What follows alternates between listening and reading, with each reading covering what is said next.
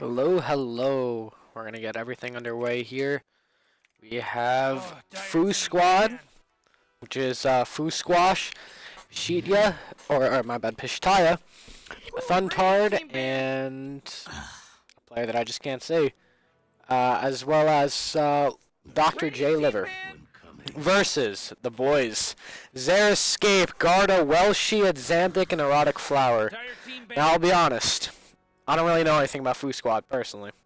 But what I do know myself is Scintillate, team that started off kind of rough, came in kind of out of nowhere. But, I mean, we got a Xanthic, EU player, started from the bottom, terrific player. Like, I think rank 400. Xeriscape, the BSS himself. We got Garda, another solid player up in there in the Immortal bracket. Here, let me just update title real quick.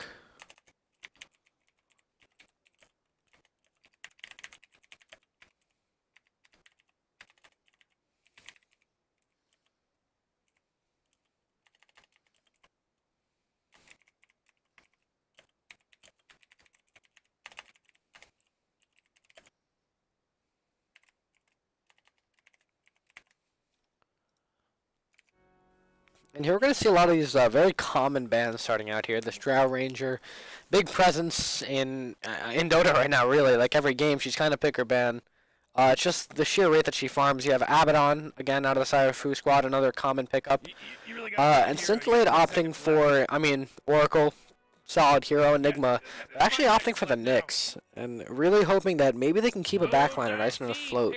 But, here we see Foosquad banning the Kunkka third, and Scintillate are going to opt for the Doom. A really strong hero right now. The lane regen is great. Scales great with the game. Deletes a core from a fight. Strong laner. All around just a great opening pick. Always reliable. Very, very hard to counter.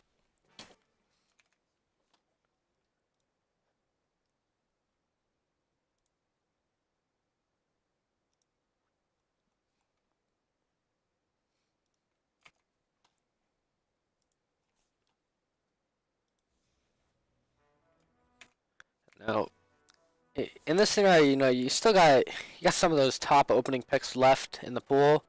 You still have, I mean, you still got your Liches, your Grimstrokes, your Prophets. So it'd be interesting to see what Foosquad's gonna go for here. And they're gonna open with the Witch Doctor. Now, it's not the most conventional opening pick, but I mean, it's a strong hero, great against Doom. And normally when you compare it with your heavy bursting cores, it puts Doom in a weird position where he really has to be careful in a lane that he would normally dominate. They're gonna open with the Witch Doctor here, and I'd actually like to talk about this Nyx ban. I think that the hero itself is like fundamentally known for picking off your backliners and just taking someone out of the fight right away, and this global prowess. And it seems like Foosquad is kind of going to react to that with an Ursa, another tanky pick. And right now, Witch Doctor Ursa, great Roche potential. I mean, Ursa's a terrific laner, one of the very few heroes who can really handle a Doom. All around, just a real nice second pick. And the other thing is you can send this in the 2, you can send this in the 1 or the 3, a very flexible pick as well. Doesn't really lock them into anything. I want to talk about this Kunkka ban, though. We know at Xanthic, he's a mid player, right? If I recall correctly. He's a mid player, notorious for his Kunkka gameplay. So we could see some of that respect coming out here from Foosquad.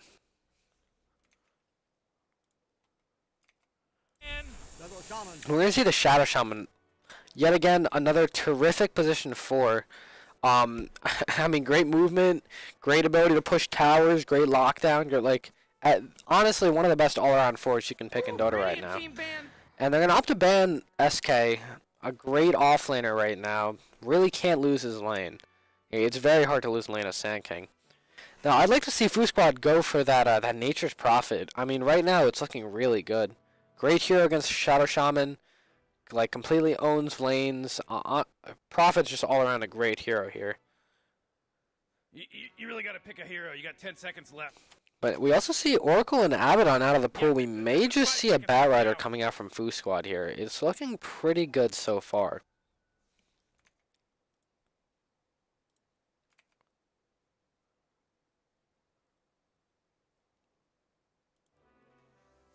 And they're actually going to opt to ban the PL, and it's responded to with a Shaker. Yet again, another terrific position 4 here. Even can go 3, and we see a PL and Naga banned.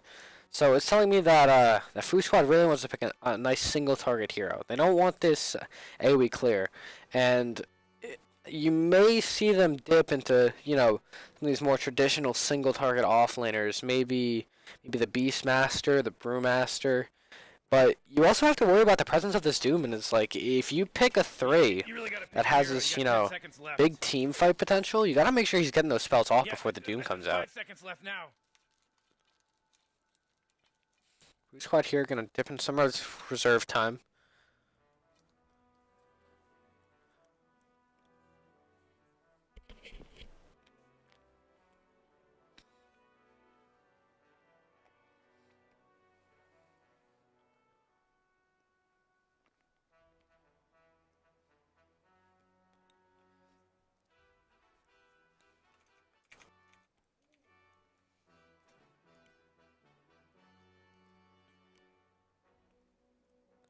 Nature's Prophet is still looking like a pretty good pick for Foosquad, though. There's not a lot of AoE clear on the side of Scintillate.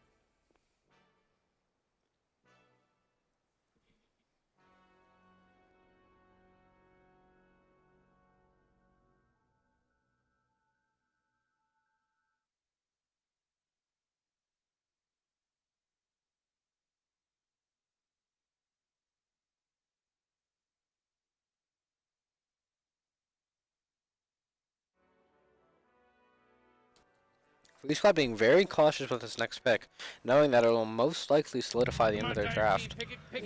And they're going to opt for the Darkseer. It's, I mean, all around, real good pick right now. Scintillate, really, there's not that many 5s left in the pool that can just deal with this hero cutting waves. So, really good pick so far.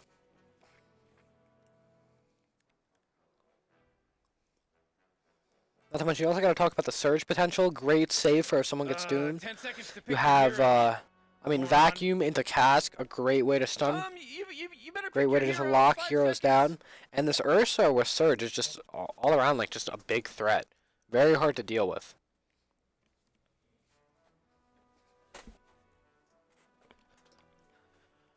However, Foosquad did use quite a bit of reserve time there, so they're only left with 30 seconds, with Scintillate having over a minute more.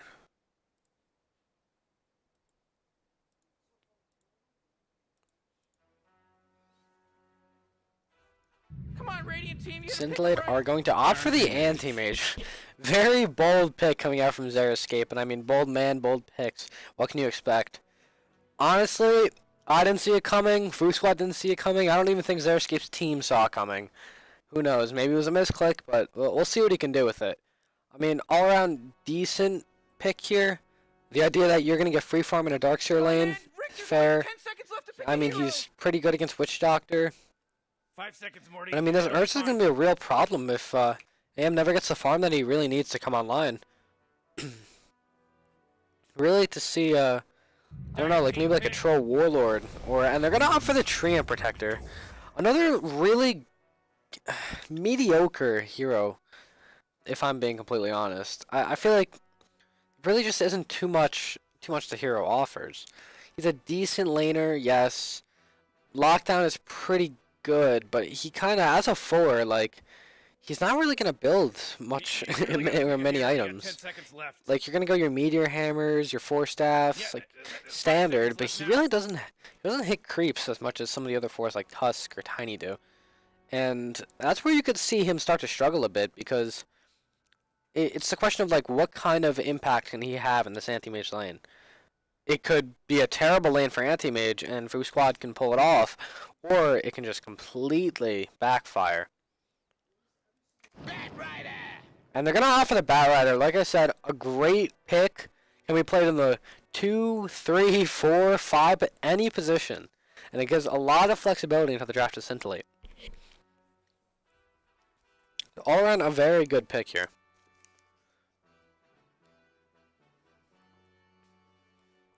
Oh man, Rick, there's only 10 seconds left to pick a hero. I think it would have been much smarter to open with the 5 seconds, with the Morty. Bat Rider It'll in be that fine. third pick there inside the Anti-Mage, but I know Xeriscape, he's gonna get it done.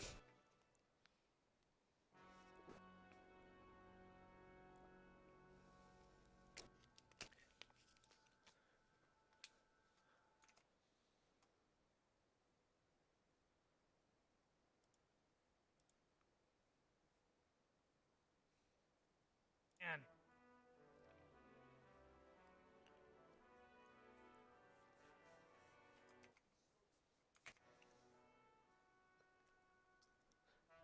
Foosquad gonna opt for the Meepo ban. Again, another strange ban.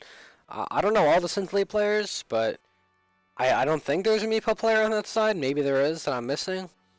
But Adzantic is really 10 going to be the seconds to player to pick your watch, I hero, think, you this game. He's a very, moron. very solid player. You better pick your I hero. mean, 5 he's known for seconds. trouncing upon divine gameplay all day. Come on, And just Giant team, pick and they're gonna your offer the hero. Huskar ban here, really wanting to avoid this early game pressure that Foosquad can provide. But Foosquad will have the 22 to counter pick, so maybe they can opt for like a TA or a Broodmother or one of those, like, you know, somewhat cheesy heroes that can just end the game before the AM gets room. Oh man, Rick, there's only 10 seconds left to pick a hero. You better pick your hero. 5 seconds. Radiant team pick. And they're gonna opt for the Razor, a great all-around pick here. Lots of flexibility in the Scintillate draft. You could see Batrider 5 with a Doom 3 Razor mid. You could see a Batrider mid with a Razor 3 Doom 4 Shaman 5. Like, lots of movement can happen here this game, and that's what I'm really liking about Scintillate. Really securing those solid lanes. You really gotta pick a Foosquad hero. with You got very 6 little seconds reserve left. time here. Gonna have to make a pretty quick decision. Yeah, Maybe 5 opt for the seconds left now. Morphling. A very common pickup we've seen. Pretty good against all the heroes. The only issue is you do have the threat of a lot of lockdown. They're gonna offer the Ember Choose your Spirit. hero. Not the greatest pick, if I'm gonna be completely honest. I feel like Scintillate really got away with murder on that Razor pick. Ember Spirit, not the greatest laner against Razor. He may have the magic shield, but Razor just such a strong lane presence. And we're gonna see Adzantic on the Anti-Mage, Guard on the Batrider, Erotic Flower on the Razor, Welshi on the Shaman, and Xeriscape on the Doom. And for the side of Foosquad, we're going to see Dr. J. Liver on the Witch Doctor, Thuntard on the Ursa, Pishtya, apologies, on the Darkseer, Hismooth on the Trio Protector, and Foosquash on the Ember Spirit. Really looking forward to how this one turns out.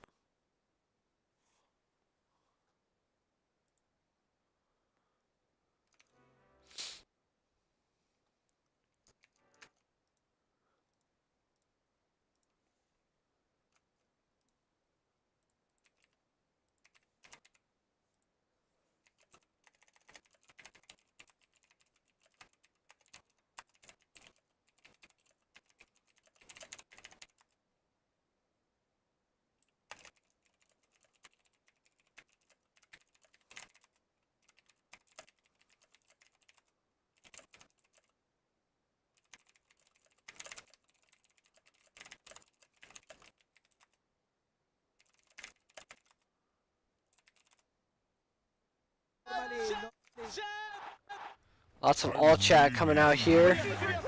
Best of luck to both of you. My lead.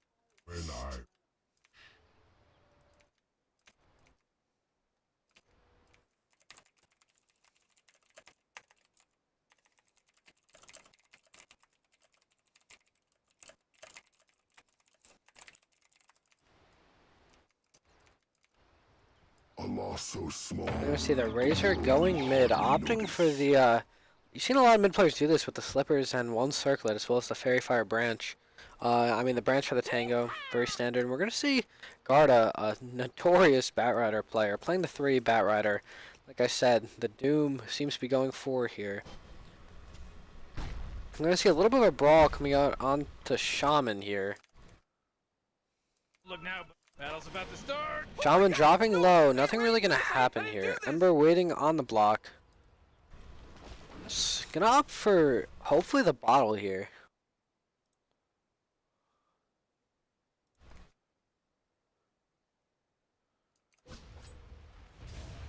Here we see Shaman dropping low, but he's actually going to be able to turn it around. And first blood onto the Trio Protector. Adzanta getting a great kill. However, Batrider will be getting zoned out. It seems that 4 runes will be going the way of Foosquad. So, what cost did you get that first blood? 哎，队友呢？队友嘞？哎，队友呢？队友呢？ Air Escape. Gonna opt the Infernal Blade level 1, looking for that laning prowess, and it seems like they're going to be tri-laning with this Anti-Mage.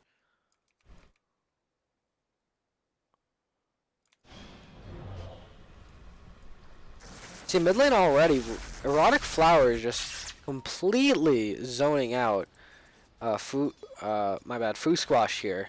And the Sleight of Fist level 1, kind of questionable when you're not really going to have the damage pulled out. You already have that creep damage penalty. Edged out. However, we're only going to see one deny coming out of the Razor, but it's mainly the XP that he's able to zone out here. While top lane, Shaman sitting at pretty low HP amount, but not too threatened here. Gonna get the Sentry D ward. And bot lane, pretty standard, Batrider kind of getting sacrificed here, but it's all at the cost of this, or all at the benefit of this Anti-Mage here.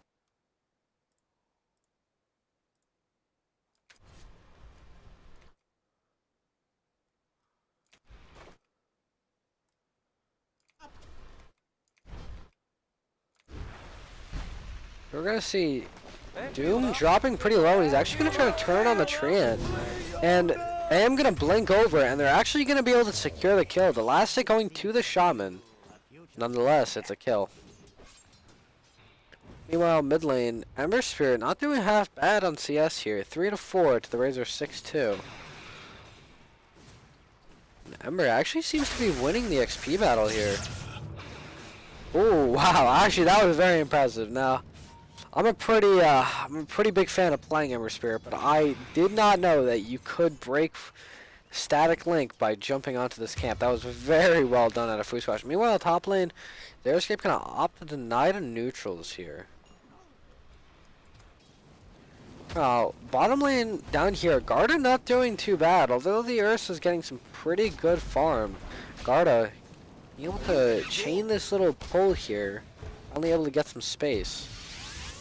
Secure some levels. Good XP coming out of Garda here, almost level 4 on the Batrider. The Ursa's 2.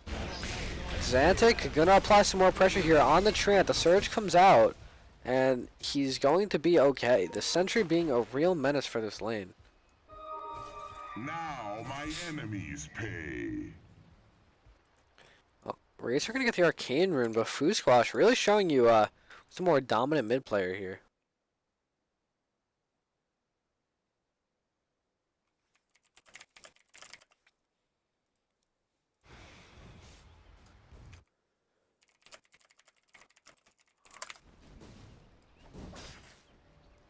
Foosquash really showing up to this mid lane. Top lane, Pistia dropping low, but is not going to be enough to get him down. But bot lane, here we see Garda making a go onto the Witch Doctor, and he's just going to TP back to the tower. He's got the salve, he's got the stick. Seems to be okay. So Ursa hasn't had to use any regen. Pretty free lane for him. 14-5, but Garda still getting quite a bit out of this lane. Gonna offer the early bottle, hoping to keep that spell spam up.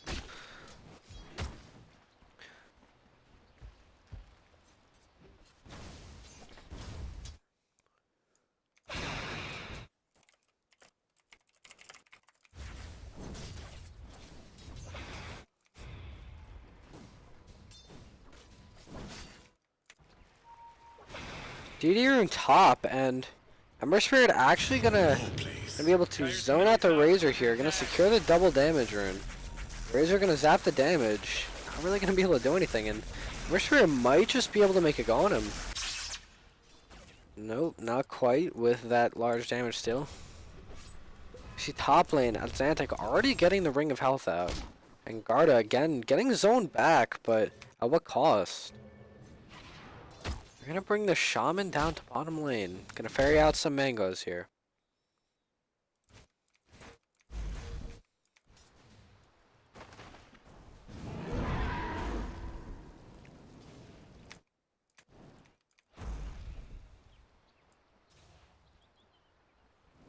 See, bounty runes coming up. Seems to be going 3 to the side of Foosquad again. Foosquad dominating the runes. That's 7 to 1 right now, actually, on the bounties. So huge gold swing.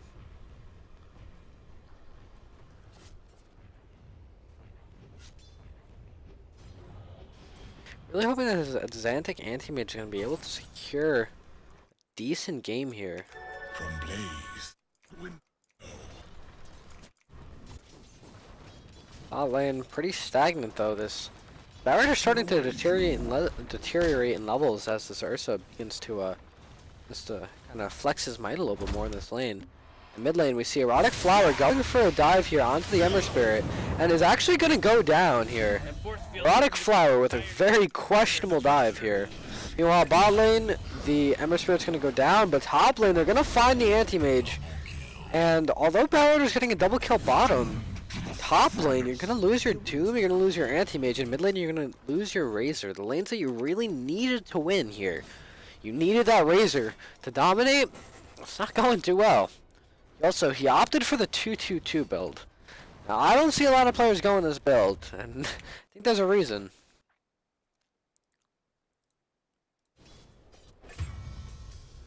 Well, top lane gonna deny the tower here.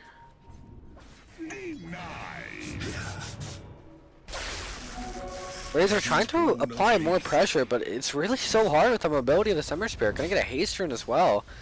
And here we see this Anti-Mage farming well, but Ember Spirit about even in a Razor in a lane that definitely should have been pretty one-sided. Ember Spirit with the haste rune is gonna try to apply some more pressure, but bot lane, Shaman dropping low, Witch Doctor is going to fall. And Shaman's gonna get ran down here. Hopefully this Ursa with a 50 move speed buff, or a 50 move speed more than the Shaman here. Guard are gonna try to apply some more pressure. And Shaman's gonna use Shackles, but he seems to just be delaying the inevitable as he's gonna end up falling. Laying this Razor, having to ferry out more regen, really far behind. Top lane, Anti-Mage starting to pick up in a little bit more farm here. Gonna get the 2 Wraithmans out. And then Xantic, a notorious Anti-Mage player, is gonna hopefully try to bring it down. Bring this game under his belt, but it's gonna be very hard. Bot lane, we see this Ursa. Gonna opt for the drums here, as we see a lot of players do. Gonna keep the stick and not the wand, though. As I say it, gonna keep up the wand as well. Mid lane, again, this Ember Spirit is just so much pressure. He's gonna jump to the camp, he's gonna get rid of the static link, and honestly, there's not a lot Erotic Flower can do. He's gonna try to zone him out best he can, but it's an Ember Spirit. Meanwhile, top lane, though, we're gonna see the Treant Protector go down. Gold getting split, so it's not too bad. And bot lane, Batrider, Garda with the lasso is going to be able to pick up 2 here. And he's going to opt for the early Atos, hoping for a little bit more lockdown on this Ember Spirit. But again, this Ember is so farmed.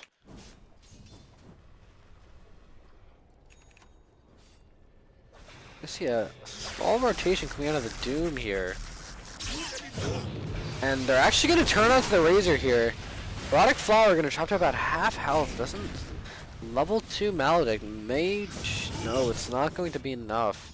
Erotic Flower, although living at 200 health, it's going to be fine with the salve. And Xantic kind of getting zoned out here, but really this Batrider is going to be this win condition for Scintillate, as Razor's really not enjoying himself.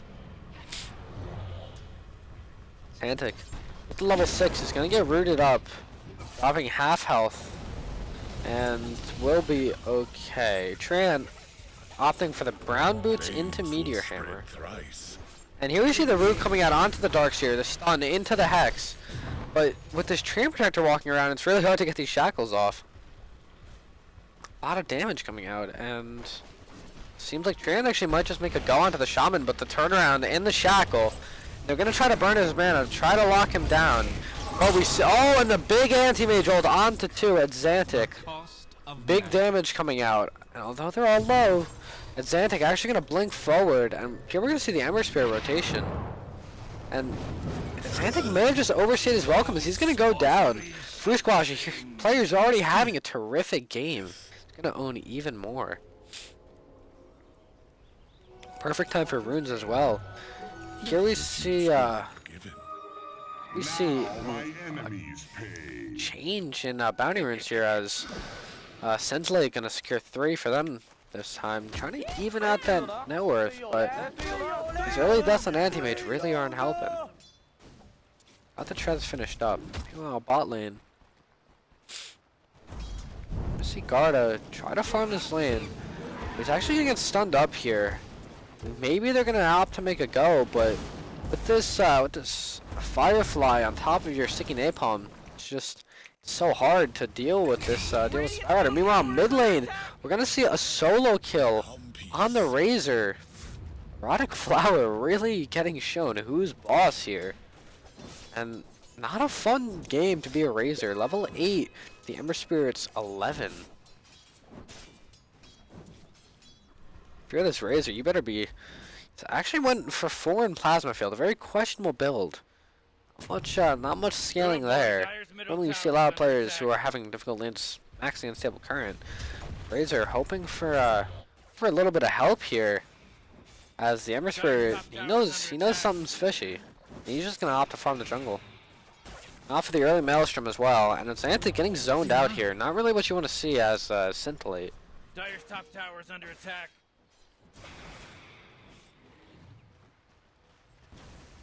Radiant's middle tower is under attack. And now we're gonna see the hero's reveal. We also see a ward revealed here for Foosquad. Gonna know that there's that vision going down. Well, this anti-mage gonna resort to jungle. Garda still farming well, but Ursa also. With the drums finished up. A little bit later than usual, but you know, it happens. He's gonna recover. He's gonna actually opt to go to this top lane. We're gonna see the top tower falling here. And meanwhile, mid lane, a play going on to the Ember Spear maybe. Trying to lock him down, but the root, he was ready. And here we see the rotations coming out. Their escape, caught in no man's land. He's gonna drop low with the Maledict, and he's going to fall. The Doom comes out onto the Ember Spirit, and he may just fall. The lasso onto the Darkseer. Garda trying to pick up 2 here. Is gonna be able to lock them down, and now you have all this farm, you have this Maelstrom, but oh, and the big cast coming out from the dock. As they're all gonna drop low, Erotic Flower may just fall, and he's gonna get the deny to the neutrals. Great heads up play by Erotic Flower. Scintillate should be pretty happy with that rotation. Meanwhile, top lane, this Trina getting closer and closer to this Meteor Hammer. Then we see Ursa gonna opt for the blink. Very strange pickup, knowing that he already has the drums, but feels like he really needs some mobility and the catch. Really wants to close that gap.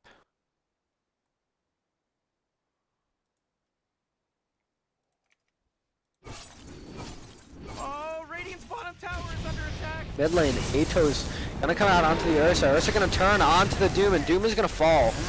Their escape getting melted. Now we see Erotic Flower overstaying his welcome. He's gonna fall as well. Just underestimated the dock ulti.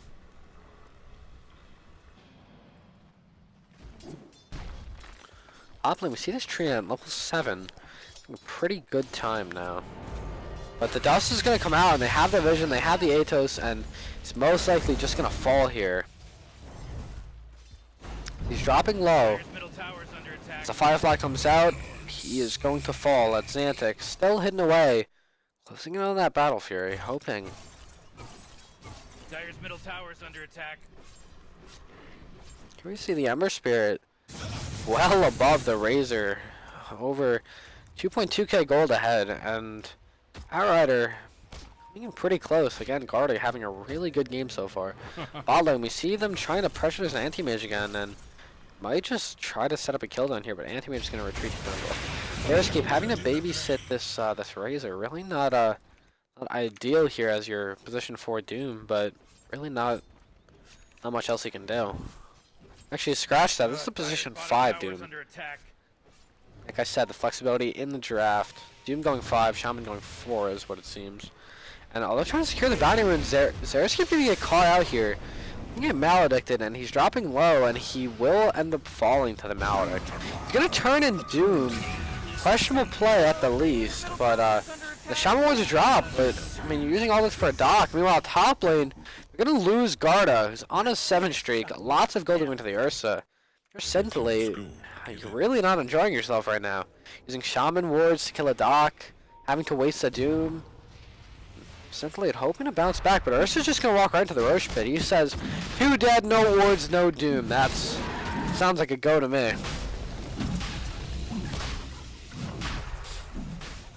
Let's see Ursa hitting the Roshan pit, and it seems like they A, don't know, or B, Scintillate just doesn't know what to do about this Roshan. I don't think they can do anything. So we're gonna see an Aegis going away with Thuntard. Arxer trying to close in on the Greaves, has the mech finished. Anti-Mage still not at the Battle Fury. And they're actually gonna miss the deny on the mid tower. Pretty costly mistake. Bot lane we see Erotic Flower finally finishing an item. It's drums. Like, what are you gonna do with drums against this Ember Spirit? They go for the Lincolns here, hoping to deal with that Doom, but there's a lot more than just a Doom to worry about. I see a lot of this map going unused. This entire top side completely open here, but it's just the prowess of where this Ursa could be. And with this deep ward by the Dire, gonna actually scout the TPs and rotations, and Scintillate is out. He want nothing to do with that fight.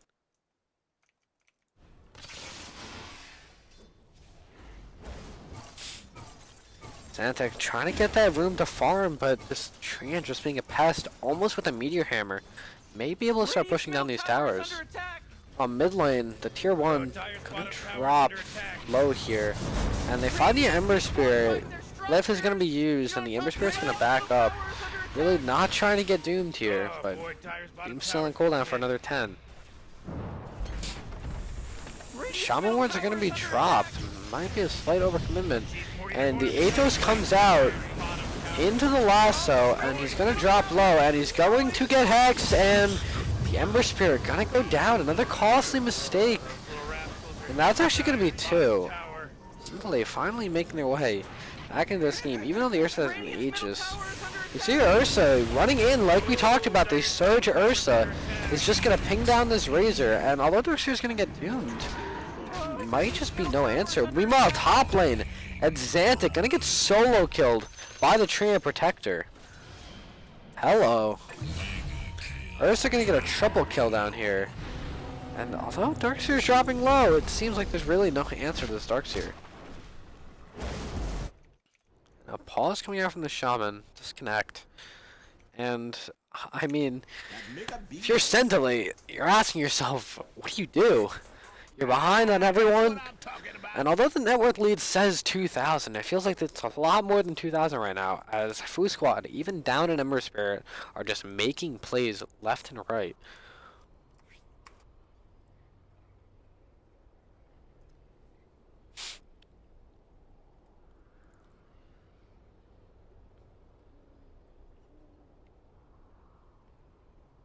That'd make a big mess.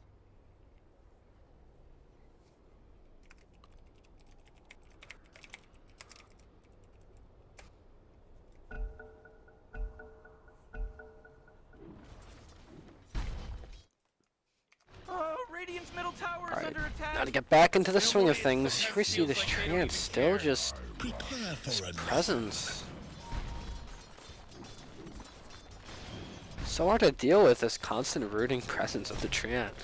And they're gonna actually TP a few heroes up here, trying to put him down, but he sees it coming, and they get the dust out onto him, the haste on the Power Rider, and he's gonna be a hard kill. He's gonna make some space, buy some time, but eventually this beast of a Treant Protector will fall. Xantec finally finishing the Battle Fury on the Courier, 18 minutes in, not a bad timing, but we're gonna see, is he gonna have enough room to actually use it? Well, top lane, we're gonna see Garda getting gone on, and Garda's gonna drop here very quickly. The Ion Shell on top of the Ursa is just way too much damage for Carter to deal with. Yes, you have all the net worth, but doesn't mean anything if you get melted in 2 seconds. Wow, bot lane. See, AM just farming away. Shaman trying to get deep B wards. Really just trying to apply pressure.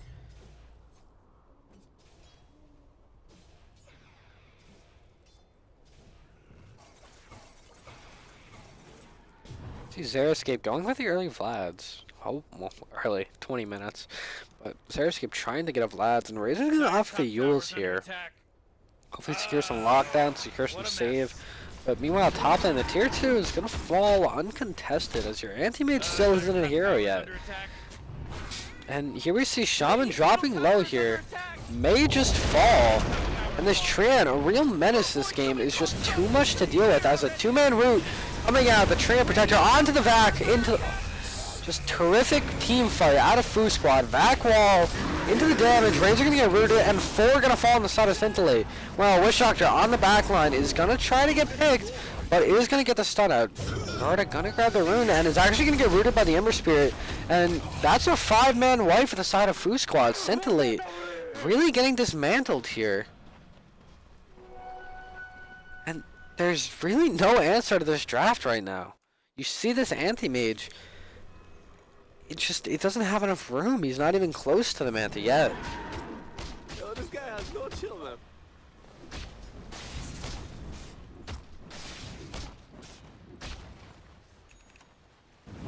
Sharpen gets his XP gain talent, but it's not going to mean much as he only has Netherlands.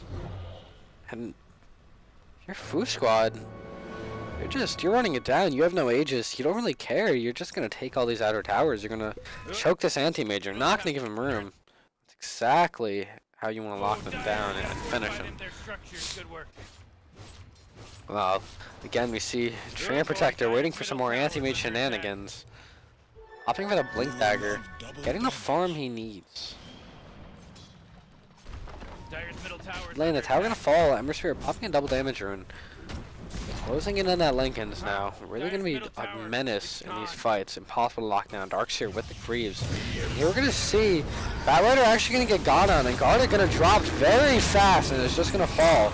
Doom onto the Ember Spirit. Great anti-mage ulti, but the Vac is gonna make some space, and although the ward trap is there, there's really nothing they can do. The anti dropping to half. And Xeriscape's just gonna fall again. Oh wait, dropping low, never mind. He's gonna maybe make it out. One hit, and here we see this Ember Spirit just completely dominating, and 4 are gonna fall for Scintillate.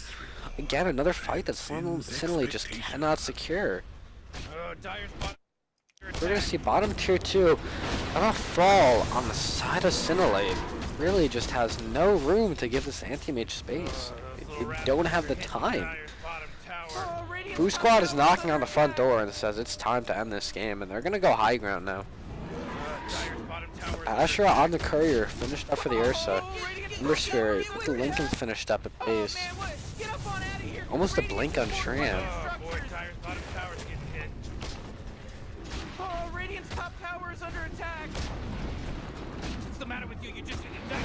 We're gonna see the Rax gonna drop low, and there's really nothing that Scintillate can do about this. They have no wards, they have no Doom, like, really out of options here, and you're just gonna have to let these fall. The top lane, the tower's gonna drop decently low, but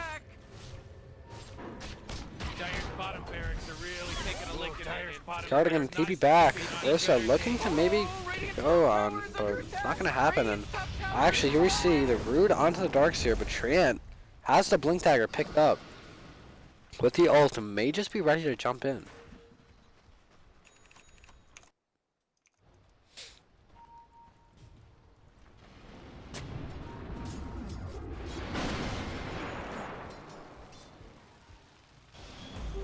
Invisibility. They're gonna go for the Eidolons, hoping to catch them out of position. That's Antic farming away, but still no Manta style finish, and down to 8k now. We're gonna find the Tran Protector. He's gonna try to get the ult off, but it seems as if there's really nothing he can do here. And Tran's gonna go down, but it's a 4. Like, you don't really care too much about your Tran.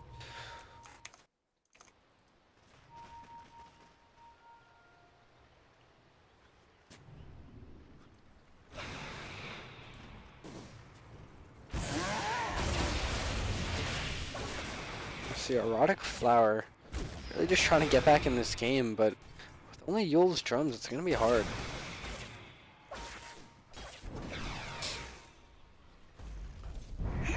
Top lane Barda, or my bad, Garda, is going to offer the BKB, but might just be too late. He might not even have the room to get it. And a 2-man Root coming out, as well as Xeriscape gonna get bashed up and slain. Ursa surged forward like we talked about, and he's gonna get Yule's, but they're gonna find the Shaman. That's 2 dead. And apologies. We're gonna see actually no buyback on the Doom. It's gonna be hard for them to hold this high ground. They may have the Shaman wards, but again, Foosquad just knocking at the front door, saying it's time, and they just want another set of racks, and seems like that's gonna be what they're gonna get. The Scintillate has an answer. They're gonna go for the Orchid. Questionable pickup, but at this point, try to build whatever you'd like. Man, it might just be too late.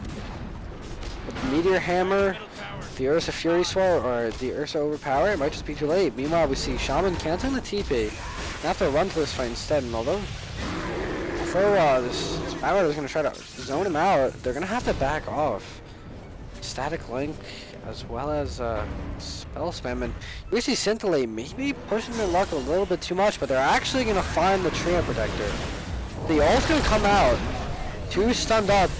Doom onto the Darkseer. The Ember Spirit gonna get locked up as well. Although the Doc ult is flying, it seems as if Ember Spirit's gonna make it out.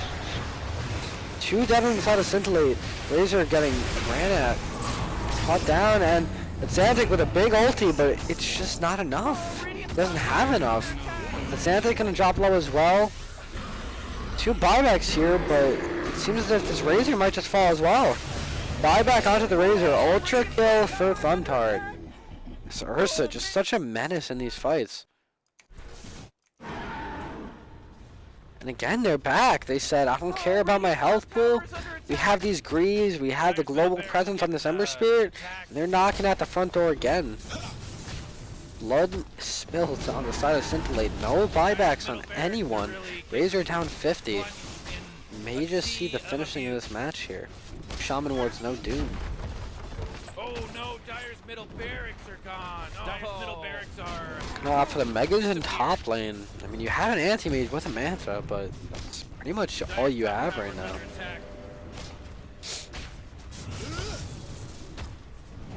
And GG is going to be called for Xeriscape. A very convincing win on the side of Foosquad. Really just Scintillate not having any room to get their foot in the door, really. And they're just going to fall.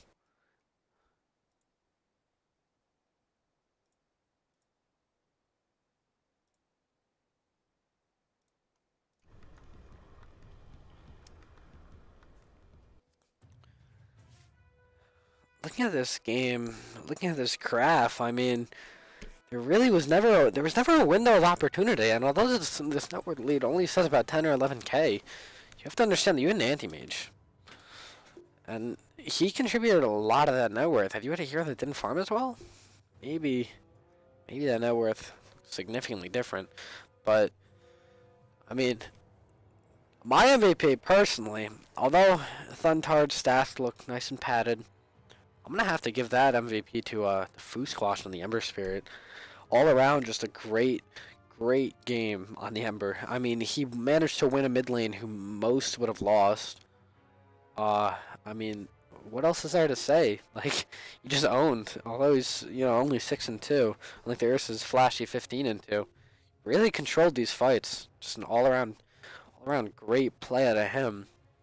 Garda really out overperforming here, but it just wasn't enough, apparently.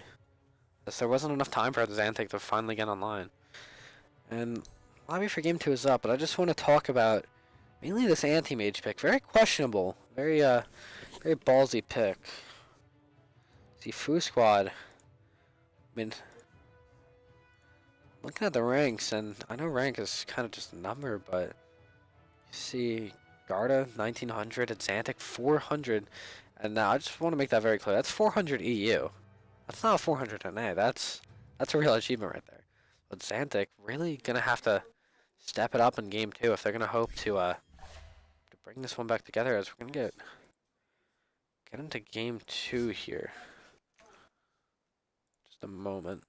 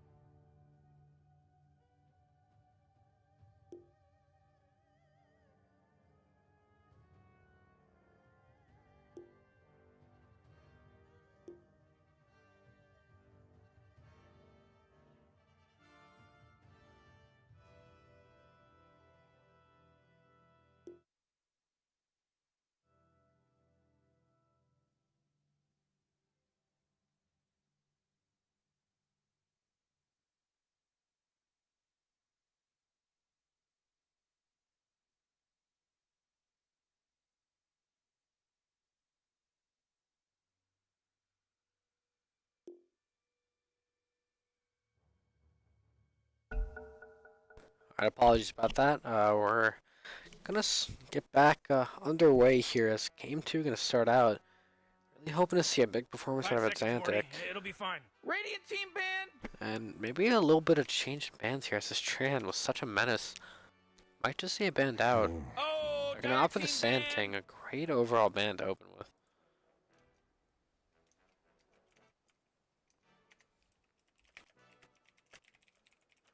Ooh, Radiant Team ban. It's gonna be responded to again with the Drow, but they're actually gonna opt for the Darkseer ban, another great ban here.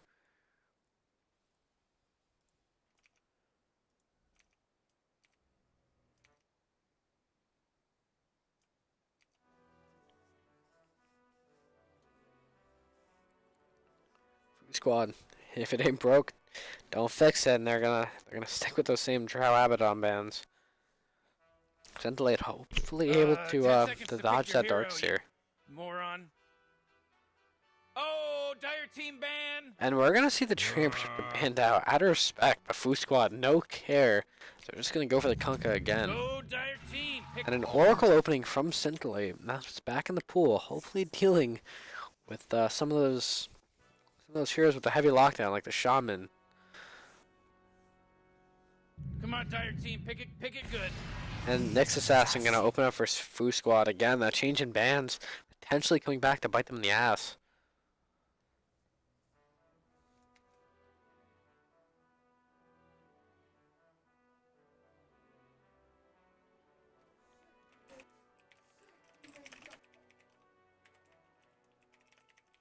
Uh, 10 seconds to pick your.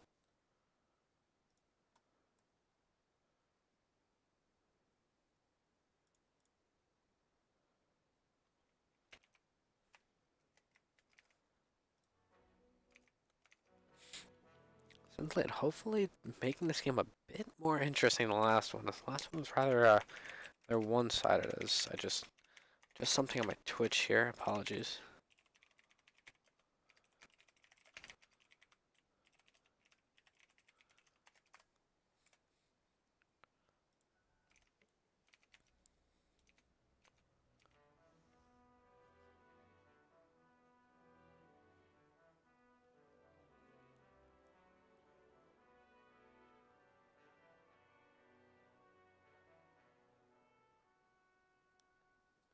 Come on, Radiant Team. You gotta pick them right. Here we're gonna see a second pick Shadow Demon. Interesting. A hero we haven't really seen much of. Actually, I don't know what to think. I don't know. Shadow Demon Nyx Assassin. I mean, they've got Stun Setter for the Nyx, sure, but not the greatest support duo in the world. Oracle also with the Purge for that Shadow Demon Poison. It's really gonna be painful. You better pick your hero. 5 We seconds. may just see the Shadow Demon have no impact, or he could be dominant this game, but I mean, this Oracle just a great hero all around. You're gonna Scintillate with the last pick this time, hopefully making that mid lane a little bit more even.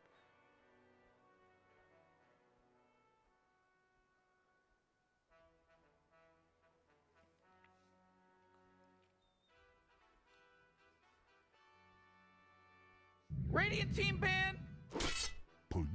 Scintillate with the Pudge, a hero that we haven't seen in competitive play. But, I mean, Pudges are getting ravaged by this hero. Ursa gonna get banned out, whether it's 3, 2, 4, 7, who cares? It's a Pudge, and it's always gonna put on a show, hopefully.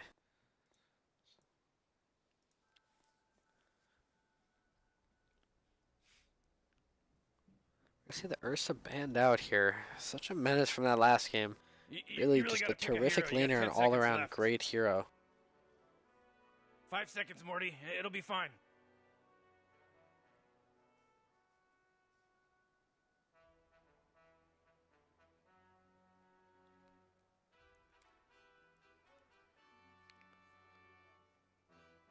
Oh boy, Morty, look who came back. I guess their little disconnection was just a minor inconvenience. Woo, Radiant Team ban.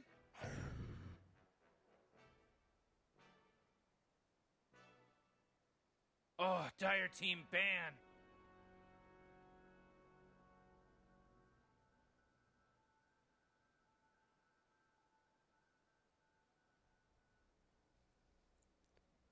We're gonna see the Meepo banned out again.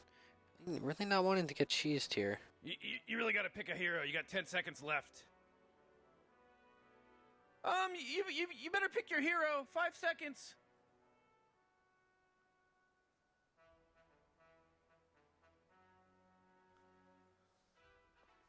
I still as well gonna be banned out.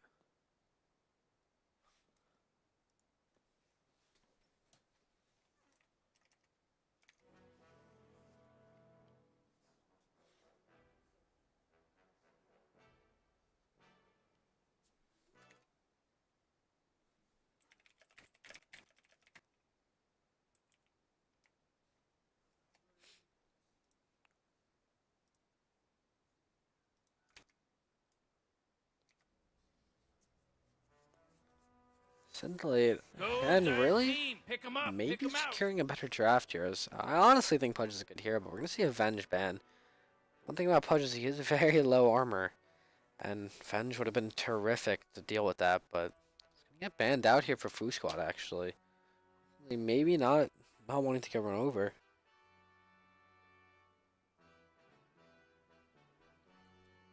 10 seconds to pick your hero, you moron.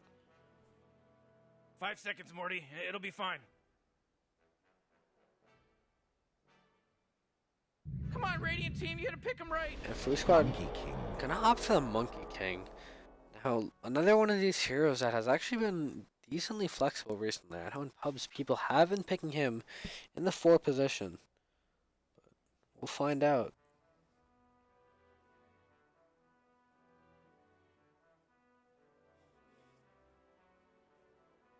Oh man, Rick, there's only 10 seconds left to pick a hero. Yeah, 5 seconds left now.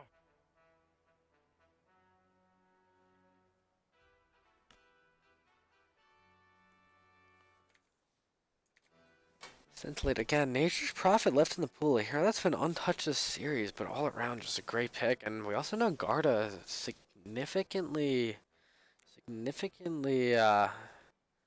better Pangolier player here than some of the other offlaners would think.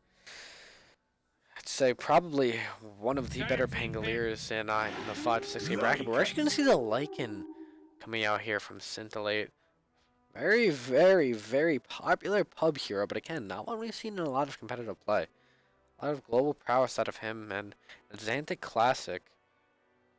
But we're going to see if they can pull it off. It's, again, another early reveal of this position 1, and I mean, if you're not giving an Xanthic You a really decent gotta pick a game, hero. You got 10 he seconds may left. just get run over again. Yeah, 5 seconds left now. For Foosquad, kind of lacking in lockdown for this Lycan. Maybe like a shaman or something, but again, this Oracle as well offers a lot of save, so it's gonna be very hard to deal with this Lycan. Radiant Team pick. Foosquad is gonna respond with the Slaughter. I mean, all around good hero, great lockdown. He's got the minus armor. It's really gonna make this Pudge suffer this match, but again, another good pick against the Lycan. Gives Roche potential as well.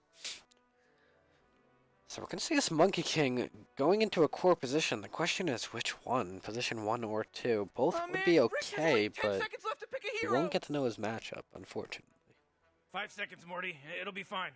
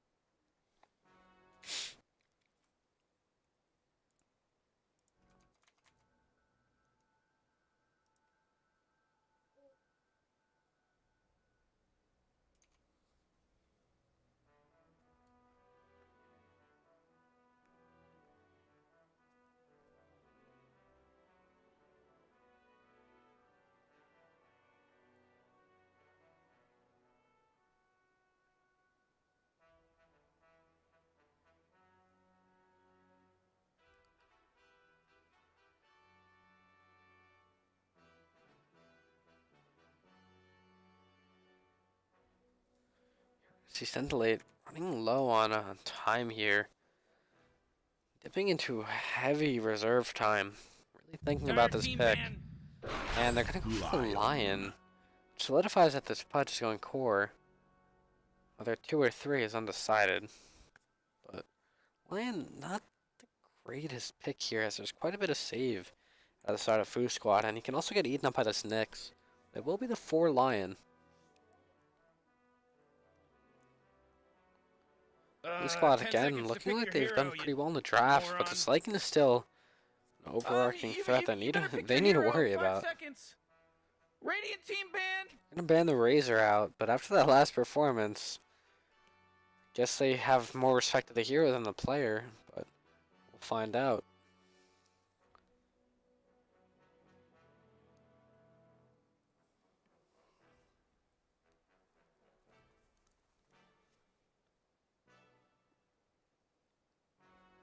Uh, 10 seconds to pick your hero, you Scintillate with moron. little reserve time left to think.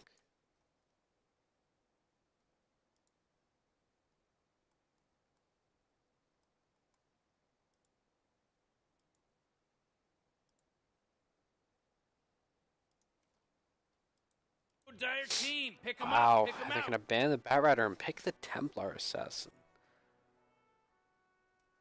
Foosquad with his 22 pick. Although the Templar is looking good, it's also counterable.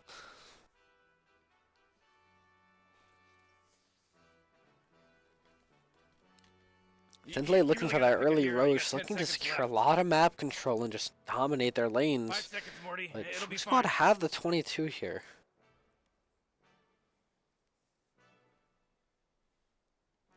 Little time left to think. Seems like in the next 10 seconds, Foosquad may just be taking this series. Scintillate may be able to bounce back from that crushing defeat at Game 1. And Foosquad running low on time are going to opt for the Ember Spirit Get up again. on in there and choose that hero. All around good pick, great lockdown. The only thing you got to worry about is comes down to a battle of mechanical skill in the mid lane, and it seems we're going to see Garda on the 3 pudge.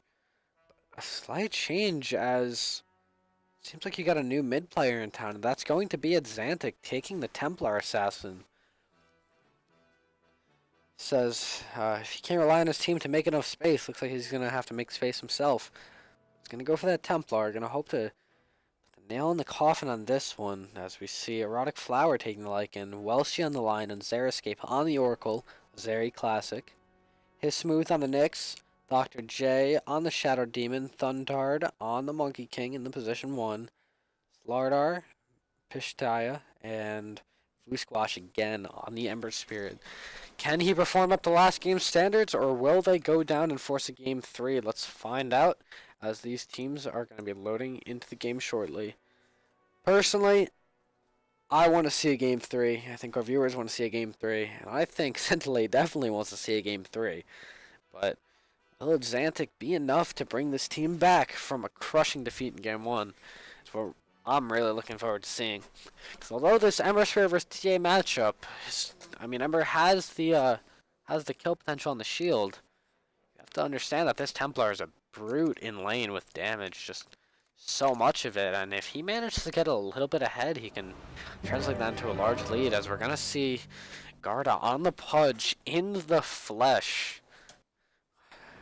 Looking all dolled up, but we see Ember Spirit, Foosquash special.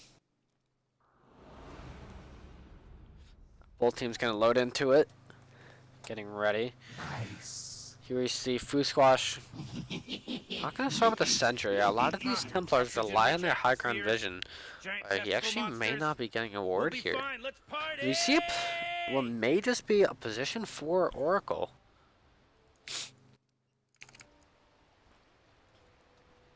Top lane Shadow Demon starting with a lot of regen.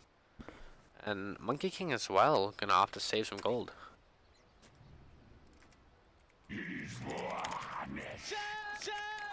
I feel better already. This was only before it started. See bot lane. Aya gonna make a move, but they're not gonna be able to zone too well. It's gonna have no Sal down there. Not expecting too much harass from this Lycan Lion. Let's get to the good Morty, I'm stuff. getting ready for the game to start in 30 seconds. Oh, I'm scared. Top lane really hoping that Xerxes going to be able to put this Monkey King in a coffin, as Chingu Master is easily purged by the Oracle. Lane though, TA starting 67 damage to the Ember's 59, although he may have a Killing Blade. Floor does have the luxury of refraction. Wow. Bot lane, we're going to see a little bit of a go here out of the Nyx Assassin. And they're going to brawl for these runes. Top lane's going to go pretty even. We're going to see a 2-2 trade. But Elshi going to get zoned out pretty hard here. And Erotic Flower taking quite a bit of damage from the slaughter. Foosquad getting a decent block in this mid lane, but Xanthic gonna actually let it creep go, and he's gonna offer the level 1 side blades. Normally you see a lot of these TAs opting for level 1 refraction, but I mean Xanthic's rank 400, right? See what he can do with it.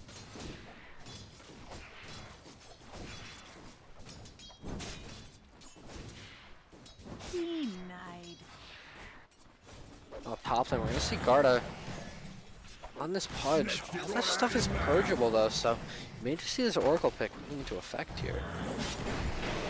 And Monkey King gonna drop low. They're just gonna man up and kill him. No lockdown required. Garda just manning up with 69 base damage. And although they're having the spam out of the Shadow Demon, meanwhile mid lane, Ember Spirit, and like Foosquad is having such a large presence in this lane, 6-0 against the TA's 3-2. Not looking too bad so far. Bot lane we see farm going even. But meanwhile top lane, I think this is the lane we're gonna look at. Here we see Garda on this Pudge, although a strange, unorthodox pick, many people would think. With high base damage, a high HP regen. Honestly, Pudge is looking pretty good right now. Mid lane, see Foosquad is gonna start to fall behind here a little bit as Xanthic able to secure a lot of CS from the tower. And Xanthic gonna actually look to maybe make a go here. Foosquad dropping low, but Xanthic is gonna have to back. Can't take too much more of that tower. Dropping low as well, both mid players are gonna have to pop themselves. Bot lane, we see farm going somewhat even, 4-2 on the Slaughter, 3-1 on the Lycan. Not really what you'd like to see as a Lycan. Lane again, Xanthic just securing prowess now. 10-7 to the Immature, it's 9-0. Those Zanai is really coming in handy for those levels. Top lane, we see Monkey King gonna get the stun here at level 2, but it's gonna be very hard to actually make a go with this Jingu Mastery getting purged by Fortune's End constantly. Oracle actually almost closing in on the urn very early with that first blood. Garda getting pretty much uncontested farm right now. He's just such a strong laner on this Pudge with the regen. Lane Foosquad gonna get a DD, but bot lane, we're actually gonna see a go onto the Lion. He's gonna turn with a nice Earth Spike onto 2, but the Nyx with the Impale is not gonna be enough. Lycan dropping down to half HP. But he's got plenty of regen to back it up, however the Slaughter does not get that luxury. Gonna drop the Lycan even lower, but again, another nice 2-man Earth Spike. Mid lane, we're gonna see Foosquad getting bodied. Actually, bot lane, Erotic Flower is gonna fall. Although Pishtia is gonna drop low, or I apologize for that, Pishtia. Someone correct me, please. But this early killing the Lycan's gonna be pretty huge for this lane. Top lane, we see Garda farming away 16-6, mid lane 20-12, and Xanthic's just bodying up. He said, "Erotic Flower, move over. Let me show you how it's done." And Xanthic is pretty far ahead against this Ember Spirit.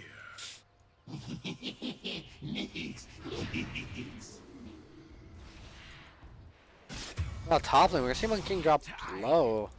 Bot lane, mine's gonna go down. Slaughter may just fall as well. It's gonna be okay. Creep's gonna tank some of those tower shots for him.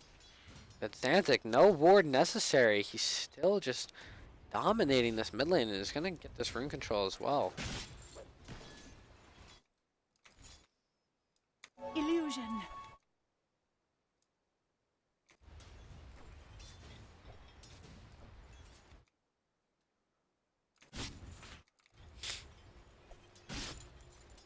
I'm gonna try to get another pull off here. Garda really dominating this top lane.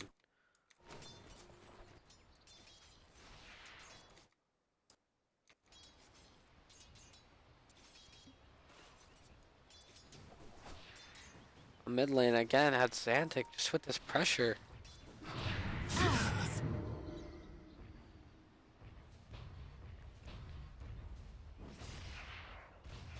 Squash again dropping low. We're gonna have to ferry out more regen. Even with the bottle, it's the room control is just not there because this lane is constantly being pressured into the tower. Lane, Fishtaya. Again, apologies. Oh, top lane, let's see. Garda actually gonna drop here. They do these Shadow Demon poison. Let's see. And oh, never mind. It's gonna take 722 from the Boundless Strike. Bot lane, the Lion gonna go down. Now you dwell in the deep.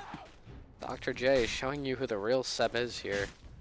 Neurotic Flower farming decently, but really this Templar is the man to watch. This Ember Spirit gonna have to solo Shrine here, and the Xantic just laying it out on the table, showing you who the real mid laner is.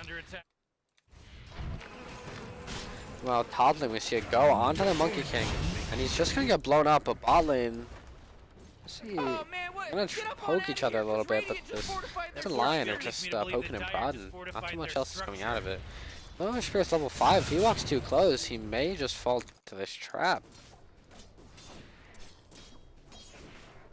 And Ember Spirit gonna get the Arcane Rune, hopefully gonna be able to fight a little bit more with this Templar, but a big stack up top. And no Templars, so loving stacks. Eventually, we're gonna probably see a movement from Xantic walking up here to take that stack, maybe even the tower as well. And misclick by Xantic there, I'm assuming, on that trap.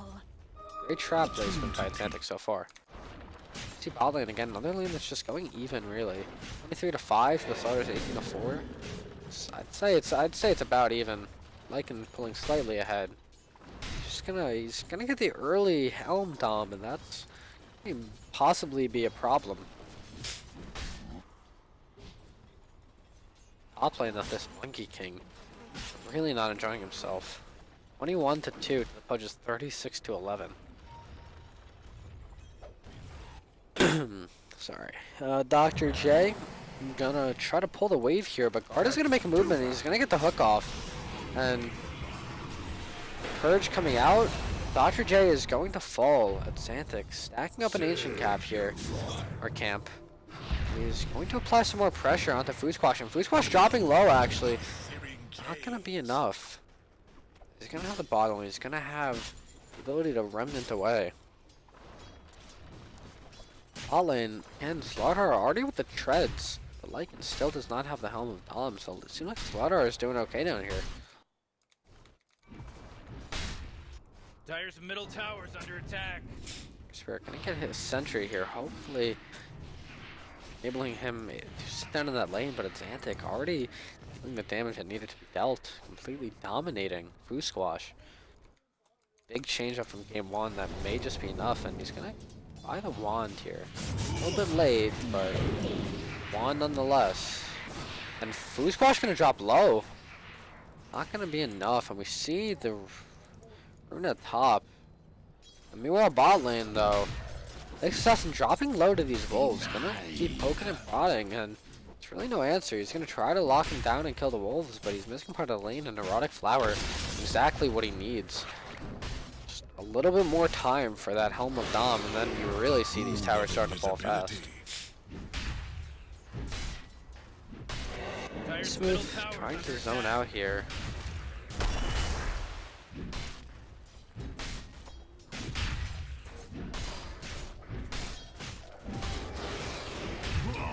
Fishtaya actually, or Fishtaya gonna get the kill on the Lycan, a big kill, but the spree is gonna go to the Lion. However, this Lycan falling again, gonna delay that Helm Dom even more. Well, the hook gonna go out, not gonna be on the mark there, as Xantic gonna apply more pressure on this tower. 68 to 22, 30 CS above the Ember Spirit. Well, bot lane, we're gonna see Smooth dropping low, but it's not gonna be enough.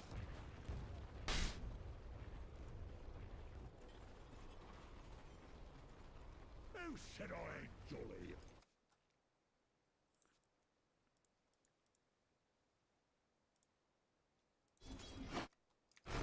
Oh boy, Dire's middle tower's under attack.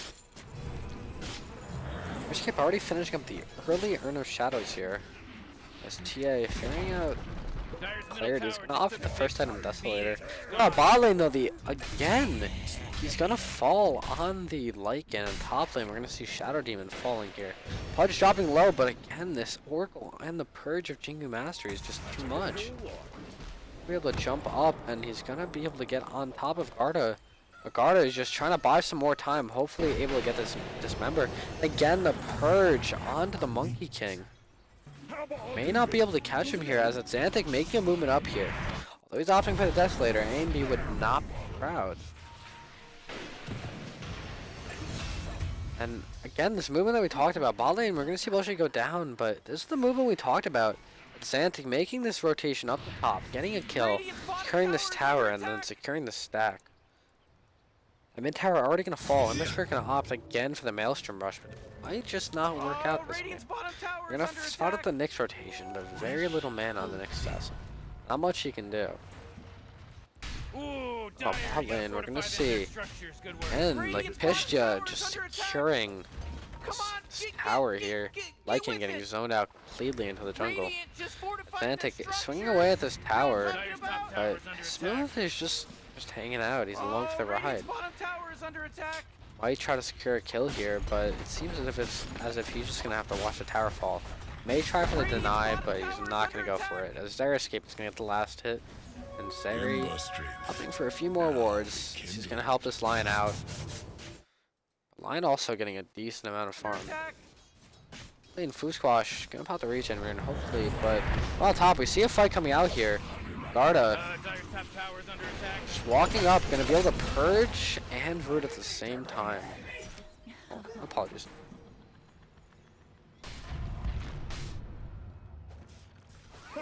Garda gonna get the hook off, but Nyx Assassin with the Carapace is gonna be able to hopefully reflect some of that damage, but it's not enough. And we see a movement here out of the Ember Spirit. Pudge gonna drop low, but 21 HP regen. It's not an easy kill, and we're gonna see Welshi get on top of this Ember Spirit, and he's just gonna get bursted.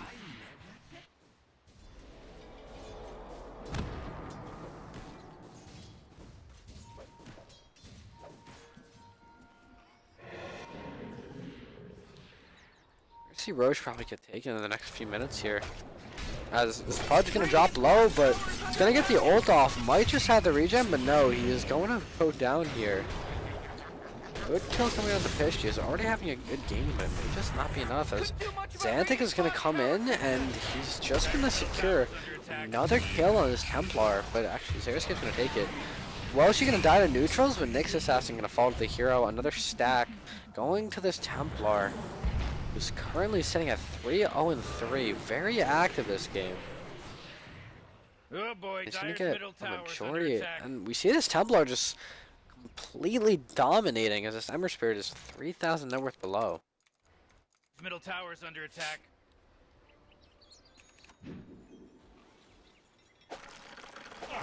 Vertical for the hook, gonna be slightly off the mark, but he's gonna go for the tower is under Vanguard here. attack. Well, mid lane, we see the Desolator coming out at a very good timing, 13 minutes. We might just see this Lycan hopefully working his way back in the game off of Roshan. As he's really not enjoying himself too much, sitting below the net worth of 3 of the cores of the opposing team. Just about even with the Oracle.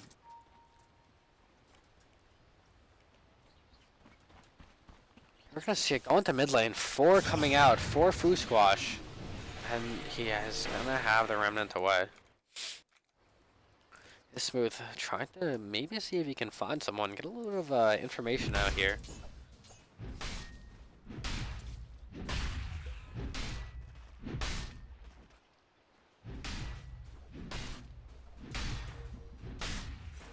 She's gonna get the Blink Dagger finished up, but it's tier 2 getting pressured, and Foosquad really doesn't have an answer to this Templar Assassin. But Xanthic gonna get purged up here, gonna get stunned, and he may just go down, but the Oracle ulti coming out. Foosquad actually dropping very low here. He's gonna fall. Meanwhile, Oracle gonna fall on the back line. Pudge maybe overstepping his boundaries, but with that 26 regen in the Vanguard, this Xanthic TA is just melting everyone. Well, she gonna whiff the stun. But honestly, who cares? You're taking a free tier 2. Gonna be able to secure Roshan soon.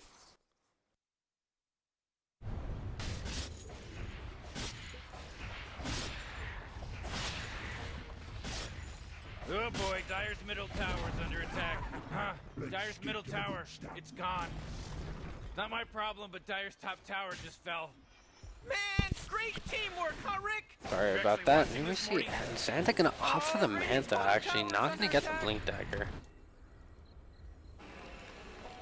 Gonna hopefully deal with some of those, or be able to purge some of those debuffs. And DD Rune down at bottom. Pistia is going to scout it out. Wow, mid lane though, just gonna get blown up. The Shadow Demon. Monkey King having to play safe, still no Saber. And that's what we talked about, this early Roche potential. Once you have this Desolator, Roshan just falls so quickly.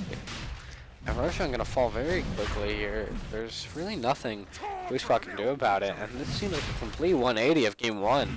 As Scintillate really just flexing their might this game on the said Xanthic Templar Assassin. I'm just gonna try to get a hook here. But Archer's just throwing out some spells. Slaughter gonna hopefully try to steal. Slaughter's gonna get the Aegis as they're gonna put the Templar inside Disruption. The Templar dropping low. May not, and no one's gonna fall here. Two-man stun coming out of the Nyx. It seems like the TA is gonna live as well as the Slaughter. Alright, getting away with murder here. The TP gonna get cancelled. They just get ran down, but Color and great Aegis steal and communication coming out of Foosquad. Very well played. So you're still down 6k net worth. And they also have the last hit on the Roche, which is not the worst. This Ember Spirit, with the Maelstrom completed, is hopefully going to be able to pull out or push out some of these lanes now, but really not too much you can do about this. If we're going to go for the Radiance later on, but it doesn't seem like he's getting that anytime soon with the amount of farm he's getting. Not gonna come out, but Pistia is gonna be able to blink out of it, still with the Aegis. And Templar getting gone on, but it's just gonna completely backfire. And Nyx is gonna get blown up. This minus armor is just too much on this Templar. Ember Spirit gonna get locked up. The M kill is gonna be used here. Ember Spirit dropping low, but Arna is now also getting gone on. He will have the Oracle heal as well.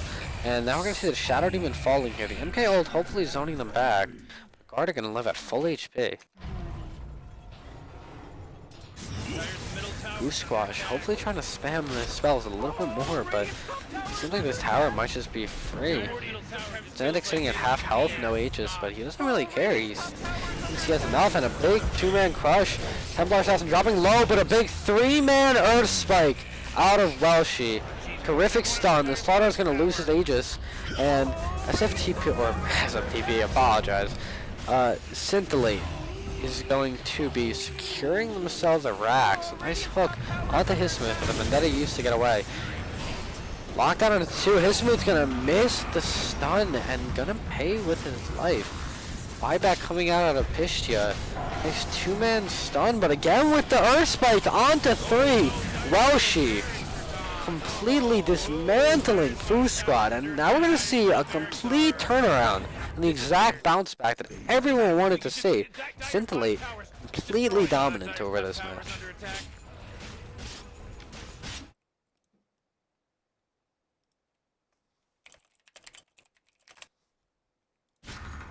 Looks like dire structures are fortified. They're just going to man up on this tower. It's Xanthic with the Manta coming on the courier. Very far ahead.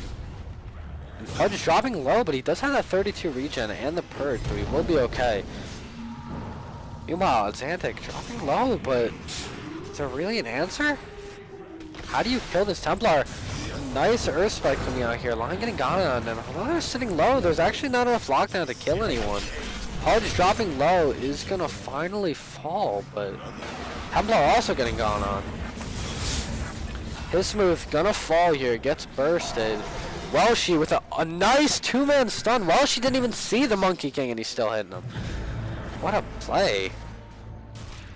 Like him with the BOTs. Assassin on the back line gonna get blown up. 2-shot. Goodbye, Xantic on the Templar Assassin. They're gonna pop the Shrine, hopefully try to bring this Xantic TA down, but the burst is just too much and Xantic is just manning up. And it seems like everyone is just dropping here. Ember Spirit in no man's land, and we may just see the GG get called out as Xantic completely dominating over this match. No buybacks. My bad. Not no buybacks. We have 2 buybacks or 3 buybacks. Sorry, but the Knicks and the Slut are with no buyback for a few seconds. They're gonna lose. They're gonna lose another barrack here. Flower again with this pushing power out of this Templar with this Lycan, and another Rax is gonna fall as again, like I've said, a complete 180 as Foosquad gonna crumble here. They just can't handle the early pressure. Monkey King very far behind.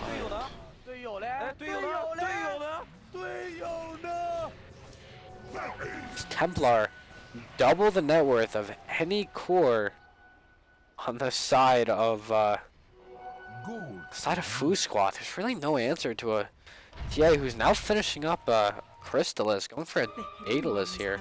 Just raw damage, hoping to finish up this game.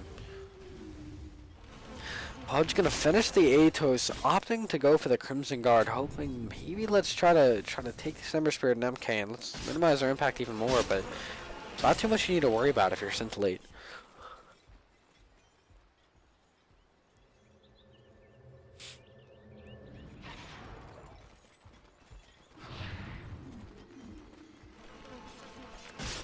I think they're gonna go for the move speed talent. Normally you see these TAs going for psionic trap damage, but it seems like he just wants to end the game. He wants out. I mean, it'll help you move faster, it'll help you end faster, so power to you. Just gonna march down the 3rd lane, trying to get mega creeps here, and there's really 20k net worth lead at 21 minutes. There's nothing Foosquad can really do except hope for a miracle.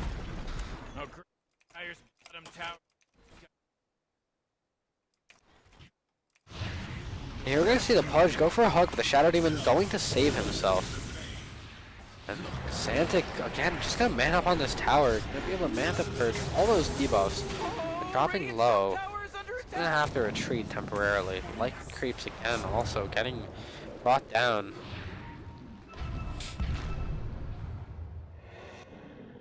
Oh, Nyx Assassin trying to cut this wave a little bit. Oh, actually, we're gonna see the Ember Spirit get. Oh wow, he's very dead. The very dead Ember Spirit. Ember Spirit is that well, she's gonna pay with his life. They're gonna be able to secure the Shadow Demon here, and all the Foosquad is getting dismantled. They're getting ran at, and they have no answer. It seems as if Pish is trying his very best, but he can't even break through the refraction.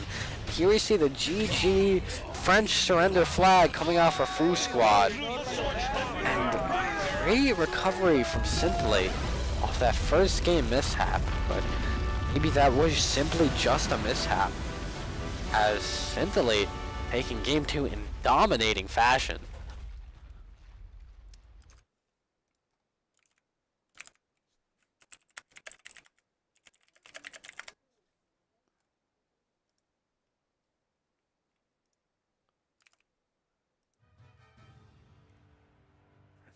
GG's to both teams, but I mean, honestly, like, I think the MVP speaks for itself.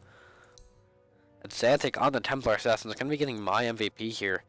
Just completely dominating in every factor of the game. Xeriscape also playing terrifically on this Oracle in so many of these fights, but I mean, Xantic just showing you why he's a rank 400 EU player. He knows what's up. He meant business this match. And, I mean, the item build, sure, unconventional, but doesn't really matter. Here, like, even with the net worth graph, we see there's a brief period where he was even with his own teammate, and that was it. Then he just started to take over the game. Guard on the Pudge did very well, but really seeing a lot out of this Xantic TA. It seems like the next lobby is up. So we're gonna have game 3 coming up here in just a few minutes.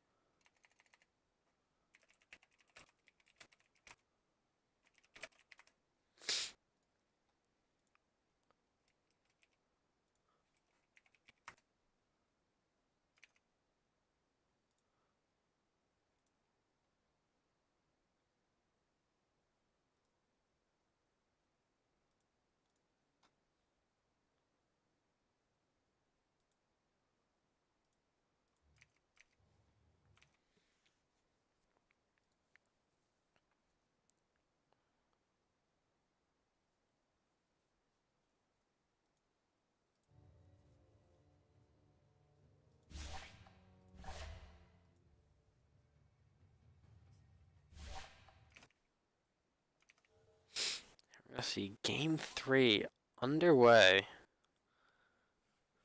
Foosquad, after getting completely manhandled in the last game, let's see if they can Radiant team banned. they can rebound, they can reset, and hopefully take a game back and finish up the series. Scintillate looking very dominant when you're putting the Xantic on that mid. He seems to know exactly what he needs to do to Dire win. team ban. Drow Ranger gonna get open banned again out of Foosquad. Scintillate gonna ban the Nyx Assassin. Felt like Radiant team he ban. did a little bit too much last game, but I really didn't see much of a need for it. They're gonna ban the Xeriscape Oracle, notorious for his Oracle play. Xeriscape just completely dominant in that last game as well. Hopefully alleviates some of that Purge presence. And we're gonna see the Darkseer again banned. A great all-around pick. Said game 1, that Darkseer really was a threat, so essentially gonna ban it out. And Kunkka again, respect. Tip of the hat to Xantic. Terrific Kunkka player.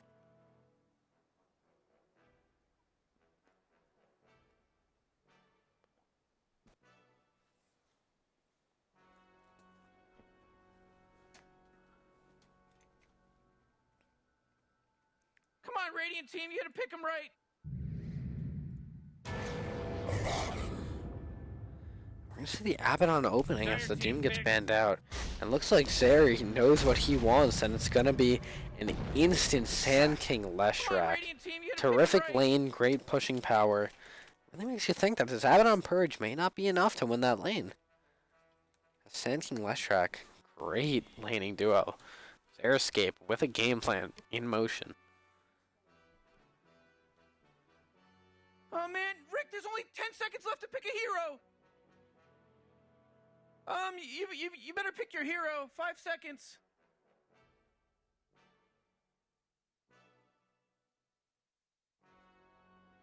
Radiant team ban. Bring the respond with the Rubik. Not the greatest pick. We haven't seen much of it. But maybe, just maybe, it will be enough to deal with Scintillate's great opening.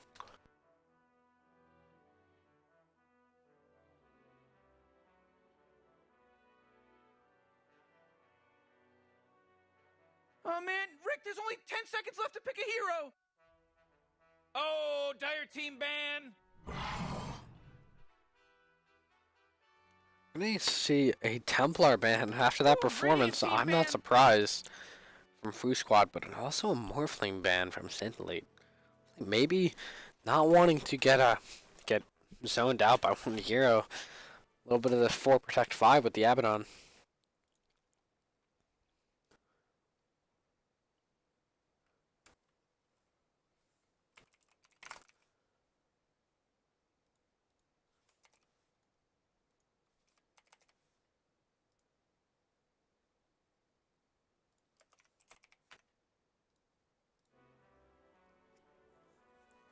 And a Lycan banned out felt like that was too much, that they don't want to deal with this early pressure. And we see a Lifestealer ban into again, the Garda Pudge coming out, seeing if maybe he can reproduce, as game 1 really had great lane presence against that Monkey King.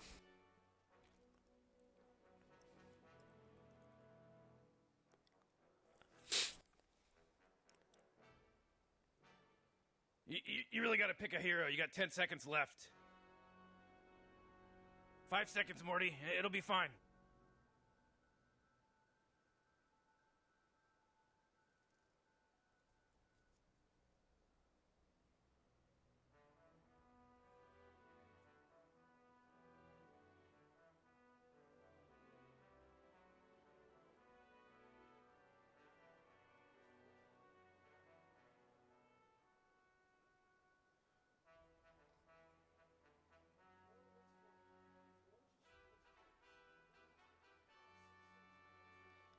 We're gonna see Foosquad taking a little bit of time in this pick as they're not even dipping into the reserve time.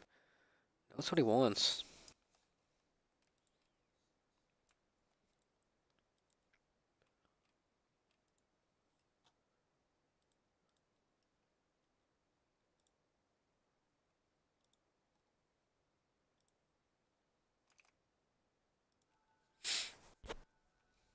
And again, just a quick thank you to everyone who's coming out. And a little bit of a precursor of this league. Those of you who are joining for the first time to an Underdog stream, this is the Underdogs Amateur Tournament. I can give you links and everything you need to know shortly, but pretty much I think it's 8 teams in a league for 50 bucks, and all around, like, there's no restrictions. Hopefully there's going to be some more brackets next season when we get a few more teams going. But yeah, just a quick shout out to Underdogs for letting me cast their games. Thank you. And here we're actually going to see Foosquad. I'm back into the draft. Foosquad's going to go for a hero that I don't think I've seen, and I don't think a lot of people have seen, the Bristleback. Is it enough?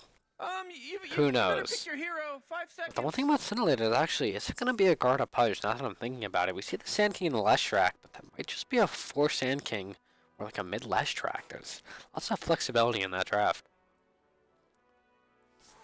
The 22 pick going the way of Scintillate, going to secure what is most likely the Atlantic mid. And it's going to be super dominant. Meepo not banned out this time, so maybe, just maybe, Foosquad kind of get cheesed here in game 3.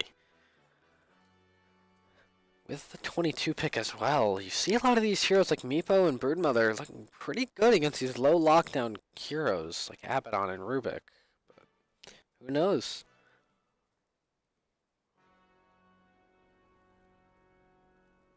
Thurscape gonna dip into a little bit of reserve time here. Really thinking about this next pick. Maybe didn't account for that Bristleback. So wait a minute, we're gonna take a step back and we're gonna understand what the hell are Foosquad doing.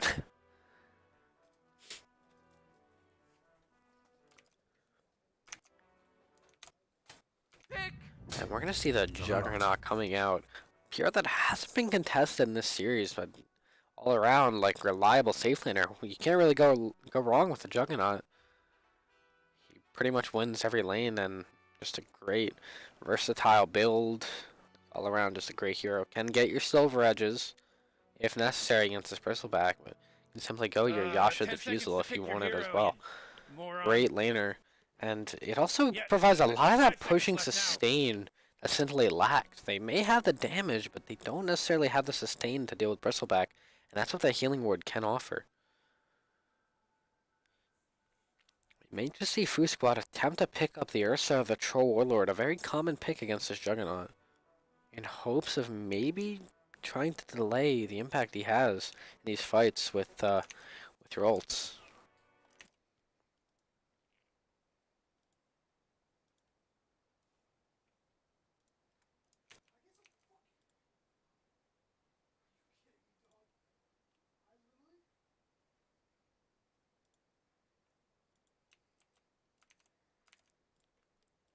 I'll be dropping a link to the Underdogs tournament in the chat in case anyone wants to look. Here we're going to see it. Like I said, the Ursa is going to come out.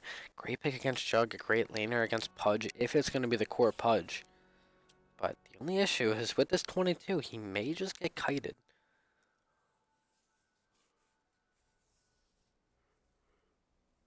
You may see the Viper coming out here, a great pick against both the Bristleback and the Ursa, completely shutting down all their gameplay with his passive break. And we're going to see a Medusa ban from Scintillate, hopefully maybe wanting to take it to the late game. trying to draw out the game, may opt for something unconventional like a Tinker. But most likely we're going to see that Viper coming out here in the 22.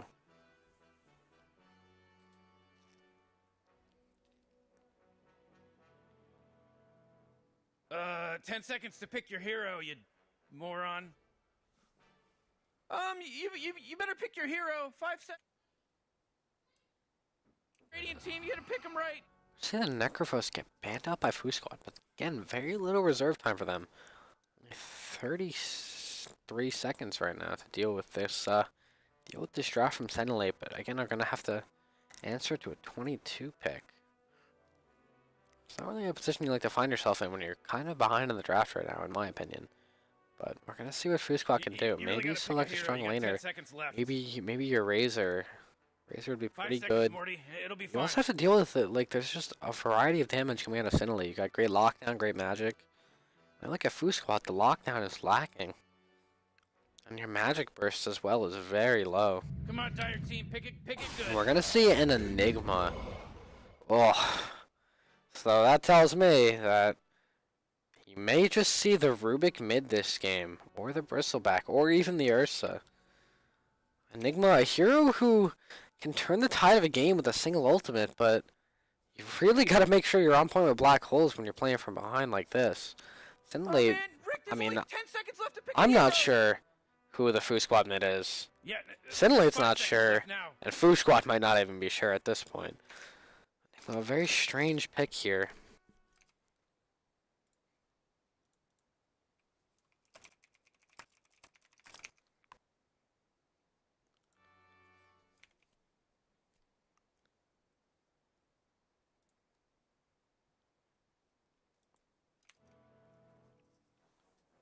I see Scintillate dipping into that reserve time, but honestly, they have all the time in the world to think about this pick.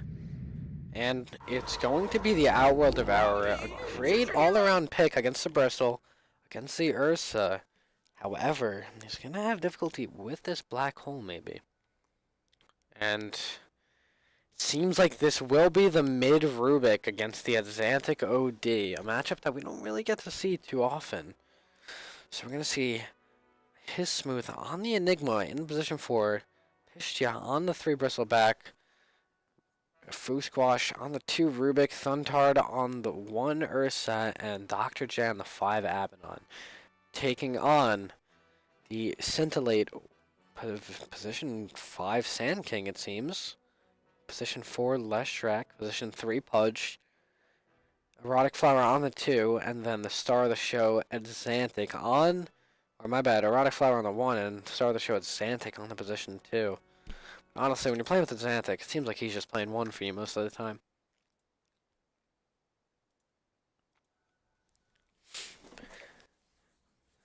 Now, is it Xanthic and his ragtag bunch of misfits gonna be enough to take on Foosquad? Or is Foosquad gonna be able to pull something out of the back pocket with this Enigma? And this mid-Rubik, not a very conventional pick. We're all waiting to see. And as we load in here, gonna see Bristleback. It's a significant amount of Bristol games for you, Pistia. But let's get into this game here, as the cosmetics may look flashy, but maybe the plays will be a little bit flashier on this Enigma, the real hero to watch. And a significant amount of Rubik games on Foosquash as well. Why aren't they It used to doing be a anything? They're just signature. standing around. Relax, Morty. Let's see, Rubik with the ward.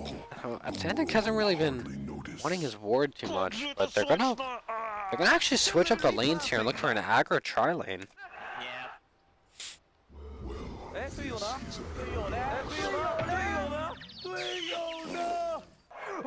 See, all chat comes out.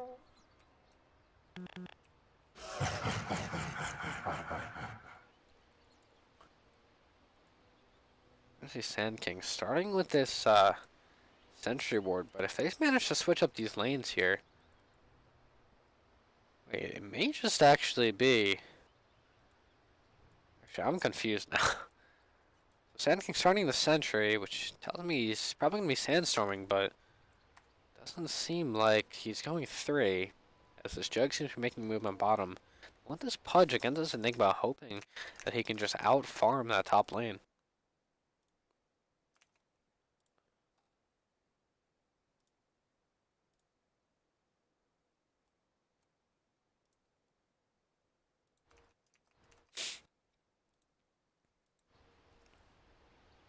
Garda starting with significant HP regen, 4.3, without the Flesh Heap skilled.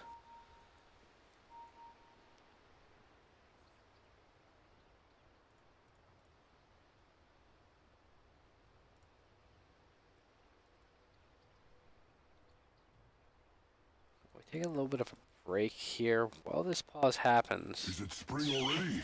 A loss so slow. I'm really looking at this mid lane matchup because of Rupik, a high base damage hero. So, although it may just be 1 damage, consider that this hero is normally put in the position to 4 roll. But in the mid, you're going to hope that he can hopefully outlast hit this OD with his Fade Bolt. That damage reduction may just be enough to give him a slight edge. But again, you have to deal with the fact that Xanthic has the Astral Imprisonment, which pretty much secures OD a 1 lane in most cases.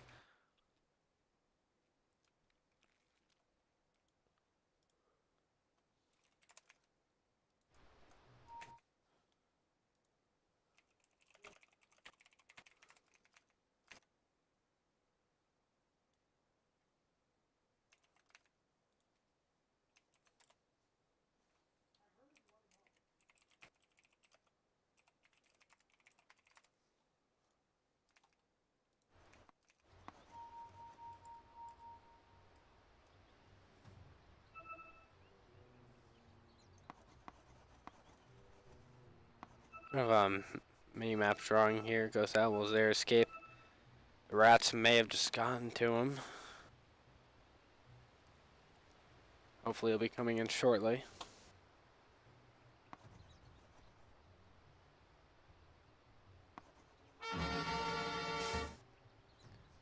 More mini map shenanigans coming out. And their escape finally coming back. Showing the rats who's boss.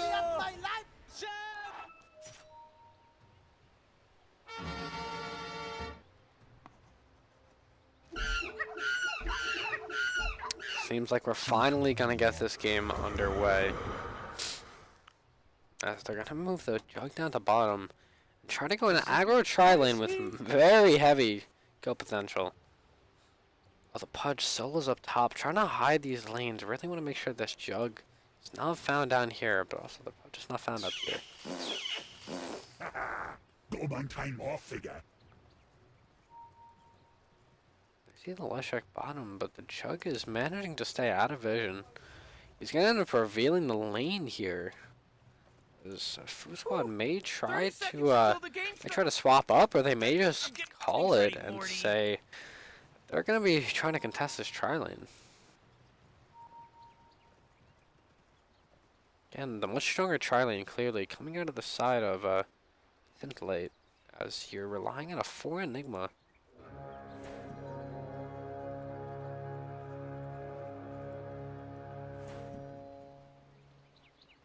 Game start! It starts! It started! She's gonna get the Burrow Strike level 1, hopefully go for an early kill, but again, you can't really move this Enigma into the tri-lane. He's just gonna sit top. Hopefully jungle and try to recover.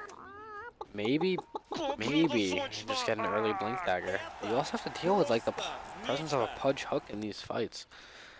Maybe ruin your day on the black hole. Greasy mid and Xanthic getting a slight lead in the block. Just gonna put him in the Astral, and this is what we talked about. We're gonna secure this CS lead. Oh, but actually Foosquad's gonna get the deny. Feel bad. It was never yours. Oh, top lane we see Garda starting with the regen. Trying to get that early stick, but bottom lane is gonna be the lane to watch. As see a tri-lane coming out here. Erotic Flower gonna have a very good time. You know, as long as he gets the last hits, but Radiant's middle tower is under attack! mid lane Foosquash. kind of laying down some order here. She's doing pretty well so far. And the Enigma just going to be farming the jungle up here. Going to sacrifice these creeps. A very common play we see a lot of these position 4 Enigma players doing. Sacking this creep, getting an early Helm of Dom, and just pressuring these towers. But this bot lane, though, not going too well so far for the Ursa. Yet to actually secure a last hit. And a kill attempt here, as there's no aphotic shield yet. And a Thunder gonna drop low, does not have a salve. Goes to the early Orb of Venom, but will have the healing of the Abaddon, just spamming Q. The name of the game right now with this hero. And mid lane, we're gonna see Squash and Xantic pretty even. See, 7-4, a 7-3. Game that was so again, Foosquad with a terrific deny. Game that seemed, or last game, it seemed as if Foosquad was outskilled, but this game he's showing up on this Furbeck. We're gonna see an early rotation out of the hasted Sand King. Foosquad might just fall down as we see Abaddon start to rotate. Well, she's gonna mistime the stun, and unfortunately, because of that, Foosquad is gonna walk away unharmed. Charlie becoming somewhat dismantled, but Enigma kind of just doing his own thing down here. Garda dropping low is gonna get out of position, and is gonna try to make his way through the trees, but with the level 2 on the Malefice, Garda's gonna fall down, giving first blood to Pistia. Similar to the last game, Pistia having a great start. Let's see if he can transition it into a good game.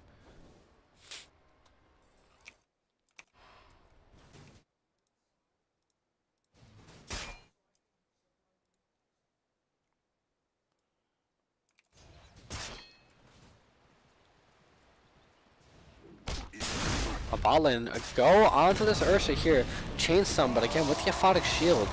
Dive is gonna happen, but Erotic Flower getting turned on is gonna drop to about half HP. Well, we'll pop the salve. Agaria again having a pretty rough time up here as the Bristleback's gonna farm freely. Enigma also getting quite a bit.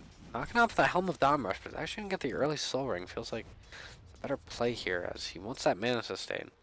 Mid lane, again, a rather even lane. No one really pulling too far ahead. Even with this astral spam, it's enough. I mean, it's not enough for Xantic to just completely take over. Foosquad given the signature, and we're going to see the Sandstorm start to be spammed out here. Hopefully zoning out this Ursa and this Abaddon, but not too much can come of it as he's kind of just going to hang out. Well, top lane. Garda trying to make his way back into this lane, but the Bristleback with 21 last hits is very far ahead.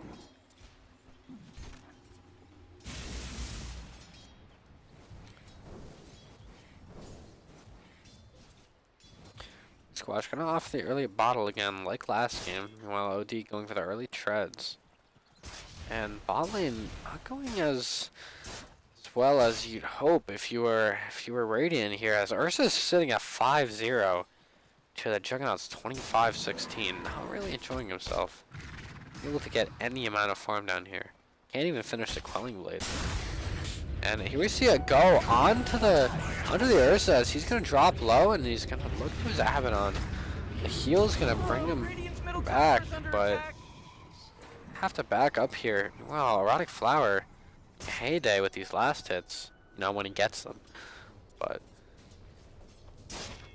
Erotic Flower not doing too bad down here. 29 and 17, top of the last hit chart here. Top shrine are also being used. Like mid lane at Xantic starting to pull ahead here.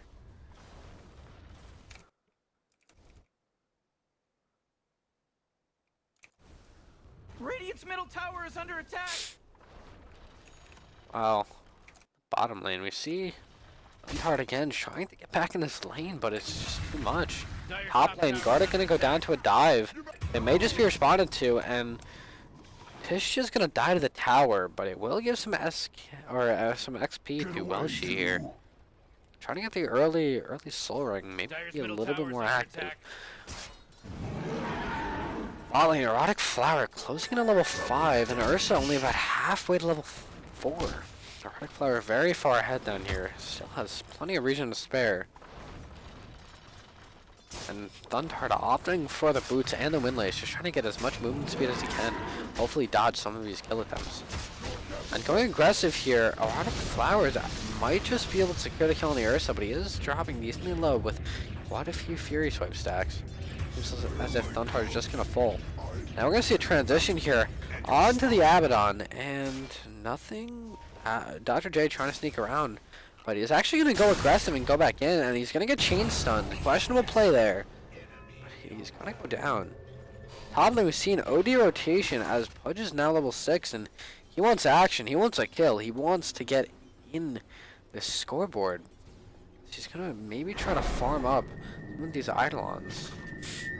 He's going to run all the Eidolons into the AoE. Pudge not going to offer the ulti quite yet.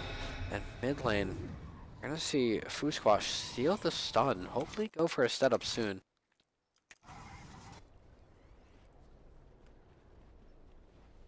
All lane again, we see Erotic Flower doing really well. 43 to 25 to the Ursa's 5 to 1. Tripled, and if we look at the net worth graph, I mean, it just goes to show this Ursa sitting at lower net worth in the position for Enigma.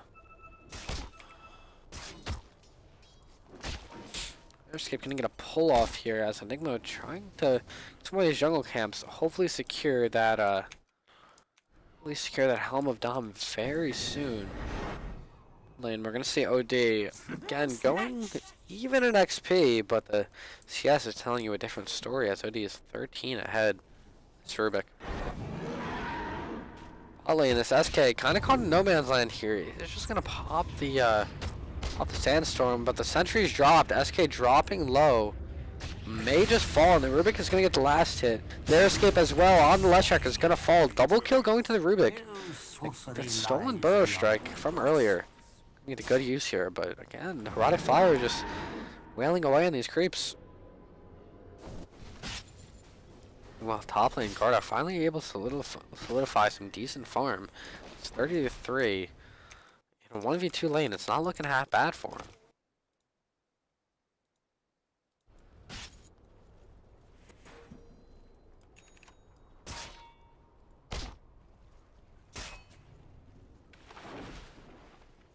Oh boy, Dire's middle tower is under attack. Oh, bot, like, it's going to be a very, very early drums pickup out of Erotic Flower. Enable him to be very active. The spin popped a little bit early, is going to connect on to no one as well as a stun, and missed opportunity there. Maybe he should have just used the Omni Slash, but Abaddon gonna get away. Xantec resorting back to the jungle, gonna rush the 4-staff as Foosquad is applying quite a bit of pressure to this mid tower. Xantec feeling like there's much more to be gained in the jungle, and he's gonna give the mid lane to SK. Dire's middle tower is under attack. Sandstorm popped in a rather strange location. Won't be catching the wave. He's gonna Burrow Strike here, but again, Rubik gonna be able to reset that Burrow Strike, give him some rotation potential. Meanwhile, top lane already getting somewhat dived, but we're gonna see the Helm of Dom coming out very soon. Their escape looking for a movement to mid as the bounty runes come up, surrendering what looks to be all 4 runes very soon. And Foosquad trying to get away. Meanwhile, top lane guard is gonna get dove. Foosquad running to the regen rune. Hopefully this Abaddon would be enough to keep him alive. And they have just walked the wrong way here as he's kind of in no man's land. Well, bot lane Thundhard is just gonna get solo killed by the Jug. Still level 4 on the Ursa. Really not having a fun time down here with this tri-lane. Top tower's gonna fall, but this Enigma really is gonna have to be a big factor.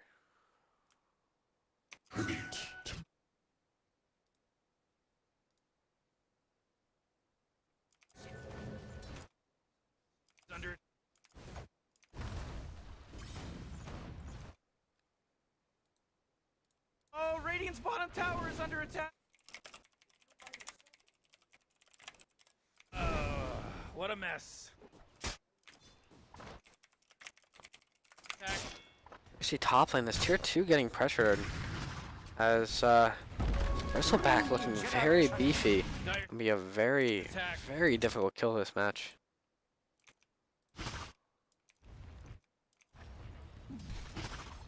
And the tier 2 is just gonna fall with the siege creep. On bot lane, we're gonna see Erotic Flower going for the Yasha here. But it seems like Bristleback's already knocking on the front door of Scintillate's base and says, I want this high ground. And Pistia, they're gonna TP the SK up, but really just gonna push him back a little bit. Meanwhile, this mid tower, this Helm Dom finished up, is gonna fall. Enigma gonna secure the gold with the threat of Black Hole now as he's level 7. Outworld Devourer still a ways away from this Force Staff, and it seems like this Rubik mid may have just been enough to actually apply a lot of pressure on Ted Xanthic, as he's spending most of his time in the jungle this match. Ollie, we're gonna see a movement here as Erotic Flower trying to go on the Enigma, and we may just see the Black Hole used here. The Pudge hook is gonna hit the lift, and Hismith is gonna fall before he gets the Black Hole off. But a nice burrow strike. The healing ward used, but Foosquad in no man's land.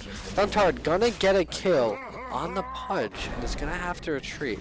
Enigma dead for 18, no buyback available. And hello. It seems as if Xanthic is just gonna delete, as the ulti did 1500. Oh my lord. Significant amount of damage used, or dealt, out of Xanthic in this fight. With that stolen int, he had 12, and I mean, this Ursa hasn't been playing too smart, so tells you everything you need to know.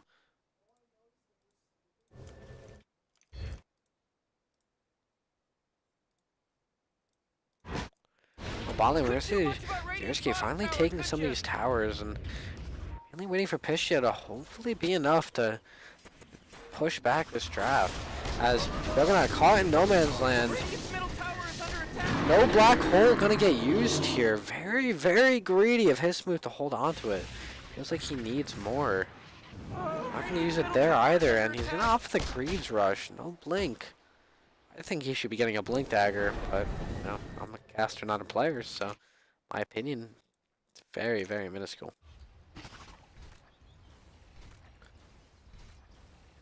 You see top lane Pistia trying to get maybe a solo crest here. It's gonna have to be a big factor in this game. Oh wow, bot lane though, this seems like this tier 2 is gonna get pressured here. Enigma with that Helm of Thumb as well. Just gonna have a lot of sustain for this push, and the tower's gonna drop very low very fast. Ursa, although very far behind, sitting at 3.3k net worth, second lowest on the Radiant side.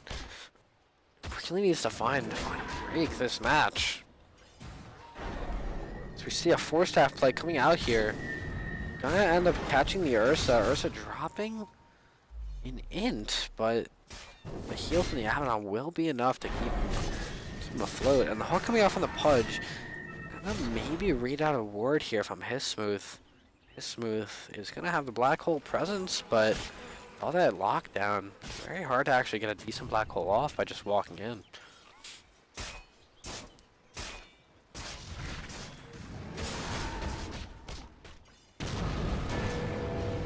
Abaddon gonna have to use the ult here. May just go down as Hismooth. Decent Black Hole, but not enough mobility to actually get it off. And Ursa gonna get stunned up here. Finally gonna bring the Bristleback into this lane. The Rubik gonna use Burrow Strike to dodge Erotic Flower's Omni Slash. It seems like Sand King's gonna drop low. Sand King gonna get melted here. It's Erotic Flower, no Omni Slash.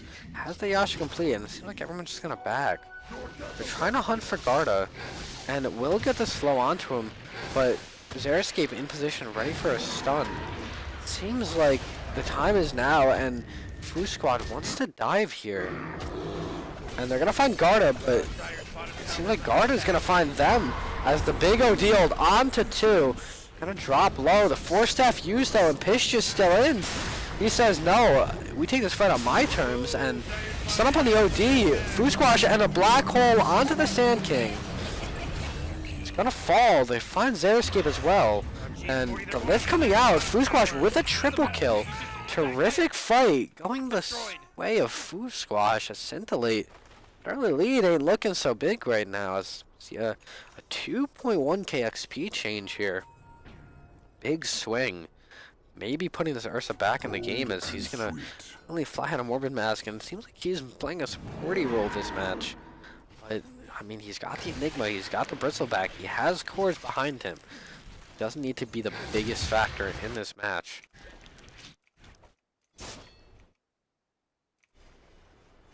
Well, Enigma's gonna just fall to the Pudge here as Erotic Flower is gonna wail away, hoping for this Manta.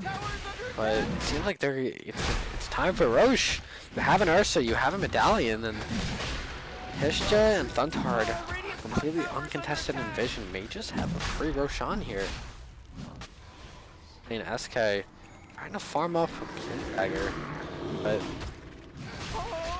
Roshan's gonna fall. Maybe just be giving it over to Pishtia, but they're actually gonna give it to the Ursa. I don't think that's the smartest target, but Blink coming out from the Rubicon, they're actually gonna get a stun on the Sand King. Sand King gonna get blown up very quickly as he is just at position 5. Following Garda, trying to secure a Heart of Defiance, maybe going for the early pipe, but you get much more than magic damage to worry about as this Bristleback is a real big factor in this match, and this OD doesn't have enough to deal with him quite yet. Erotic Flower going for the Manta. Although he has all the farm in the world, you also have to worry about the Bristleback with all the farm in the world. Jungling away, Foosquad with a nice stun. And Outworld Devourer getting bursted heavily is going to be able to force stab down to the low ground. And the lift coming out, they're actually going to be able to blow up at Xantic with this double damage rune. Sand King be able to walk away here, but you lost your mid, you lost your most farmed hero. Or I wouldn't say most farmed, but highest impact, and it seems like the other two games, that high ground is just going to be knocked on a very early time. Scintillate with very little answer. Courier going to fall for Scintillate as well, and Pishtia feels like he's strong enough. Gotta watch out for a Pudge hook here. The Darescape going to throw out a stun, it's going to miss everyone. You have to deal with this Enigma Helm of Dom somehow. We're coming out onto the Bristleback. Very tanky hero with the Abaddon sustain as well. Ursa gonna get brought low here is not gonna be enough. Rubik gonna steal the spin. And Big OD on to 3. Rubik out of mana. Nice Omni Slash. And another second on the borrowed time. And it seems like they're gonna lose a tier 3 in a range Rax. But they will be claiming the life of the Ursa and the Abaddon. But when you ask yourself, is that really worth it? I don't think it is.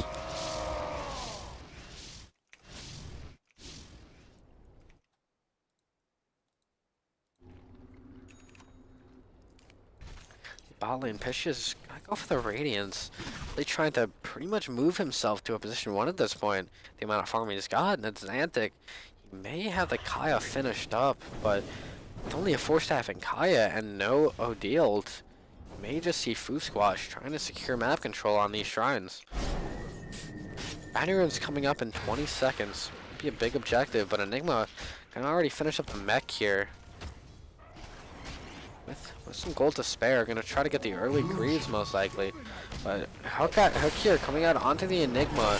This Smooth gonna get caught out. And a black hole onto 2. Rubik gonna counter spin here. Neurotic Flower dropping low, and he's gonna fall. Garda gonna get Yules'd up here by the Rubik, and he's gonna just drop, and you may lose your Enigma, but that's a big 2 kills on the 2 very farmed cores of Scintillate. Foosquad getting blocked in by the creep here.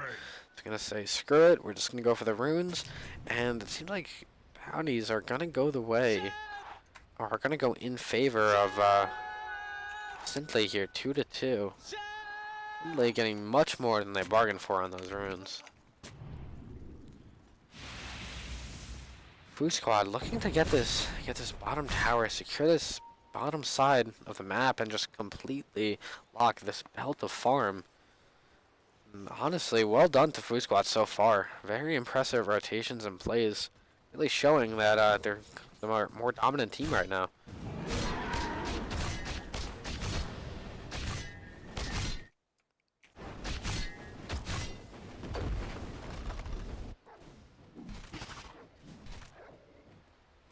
Bristleback, I'm going for the Goose X as well. Maybe get that heavy minus armor. Closing in on the Radiance on big timing, and we're gonna see Garda Potato here as him and Xeriscape are dealing with the rats at the moment.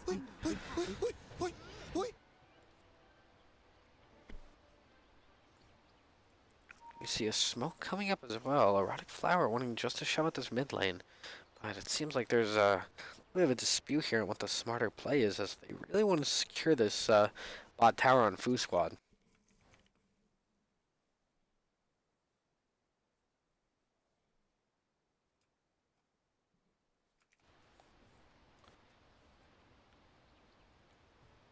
Pudge gonna go for the Glimmer Cape, has his XP gain talent with the pipe finished up, but more than just dealing with the magic damage, you have to deal with the physical. What are you gonna do with this Bristleback who hits like a damn truck, and this Ursa who's finally starting to find a little opening back into the match? Still pretty far behind, but he has the Fury Swipes, and you don't really need items to make Fury Swipes deal damage.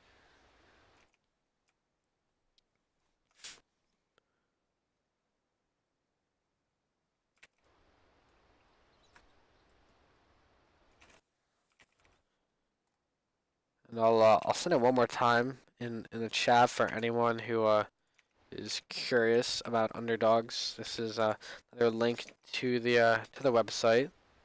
They will be having a second season, most likely. Looking for some more signups, some more leagues. You can catch me casting some of their games. I'll be playing as well. And yeah, so just big shout out to Underdogs. Thanks for hosting what's turning out so far to be a pretty good tournament. Pretty good league, and got some pretty high level Dota. So again, thank you. As we see so Ursa gonna opt for the Skull Basher again, similar to his old build last game. Or my bad, 2 games ago. And Abaddon going for the Vlad, they really just wanna nail the coffin here. They wanna get these early items and just apply all this pressure. But keep in mind that they are making this push down Pistia. They may just get caught out here, as Bristleback, biggest impact in these fights, is gonna have quite some game ahead of him.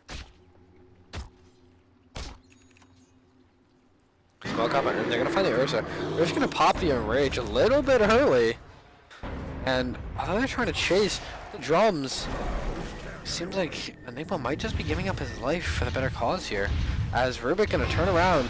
Foosquad gonna steal the Rot, but may just get caught out of position here. Link coming back up shortly, and Enigma's gonna fall down. Did make enough space. Abaddon may fall as well. With the body blocks, they're gonna lose 2 supports, but the space has been made for Pistia to finish that Radiance.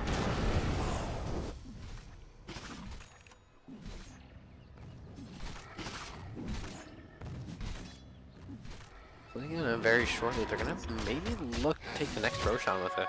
Roshan coming up in the next 3 or so minutes. And this Rubik gonna look to get an Ag Scepter. Hopefully these steals are gonna get a little bit better, and we're gonna see some of those ultimates starting to go the way of Rubik. But honestly, the SK stun is plenty, as it's just such. It's so good with this Arcane Supremacy. The increase in debuff duration. See these stuns or these astrals out of the Rubik being so influential. Just deleting heroes from fight.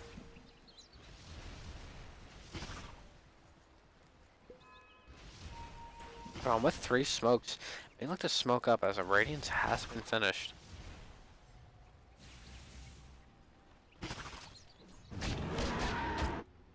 Dire focusing a lot of their vision on this bottom side jungle, but they haven't really been able to get out this far. This safe side of the map, they really haven't been able to make their way down here.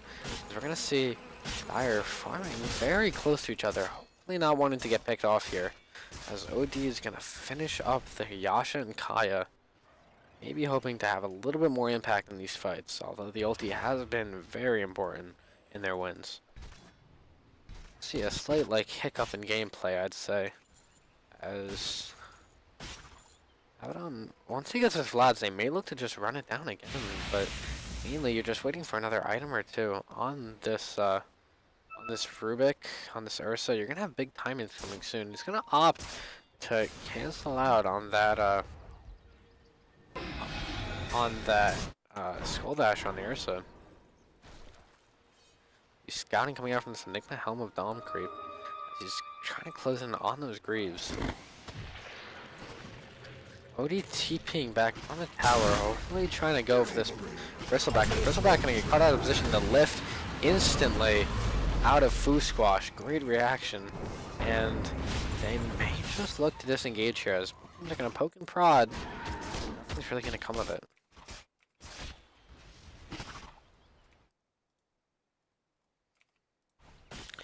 Roshan coming up very shortly. In the next few minutes.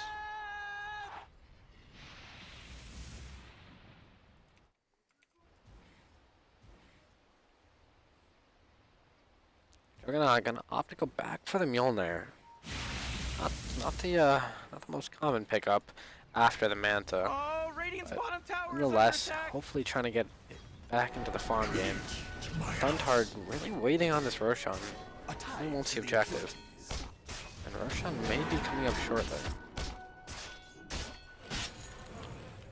Wow, we see Radiant's middle Garda tower is under attack. going for the Atos, similar to the last game. Hopefully a little bit more lockdown is what Scintillate could use to get some of these pickoffs. Fair escape, going for the Yules as well. Hopefully starting out those stuns. We're gonna see a lift onto the Jug. Black Hole's gonna be used as well as the Burrow Strike. And Erotic Flower gonna drop low. Nothing's really gonna come of it. And Rubik gonna steal the Healing Ward. A lot used and they don't even finish the Jug. Or Pudge gonna get gone on. Gonna get Astral saved, the OD.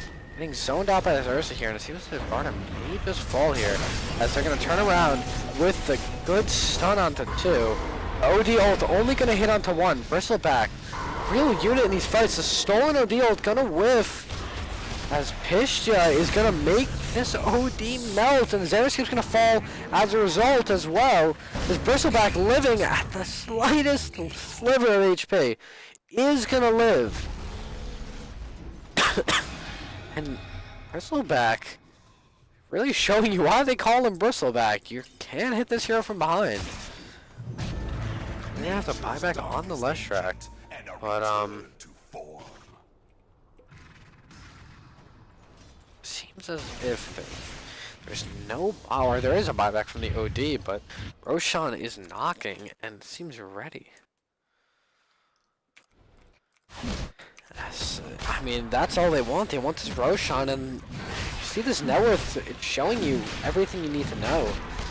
You have 2 cores on the side of Foosquad, really showing up for this game. I'm gonna put the Aegis on the Ursa, she's on the Bristle, and if he wasn't hard enough to kill once, try getting through an insta-heal. We're gonna see SK dropping low, it may just tick out. He's gonna get Astral save, but he's sort of delaying the inevitable here. As Pistia with the cheese, getting gone on. Doesn't really care too much. Garda gonna fall here as Pistia pops the cheese back to full health, full mana, and the stolen Astral that we were talking about, sent into the bubble for years. Xantic's gonna fall as well, and 4 are gonna fall, maybe 5 as well. She desperately running to the hills.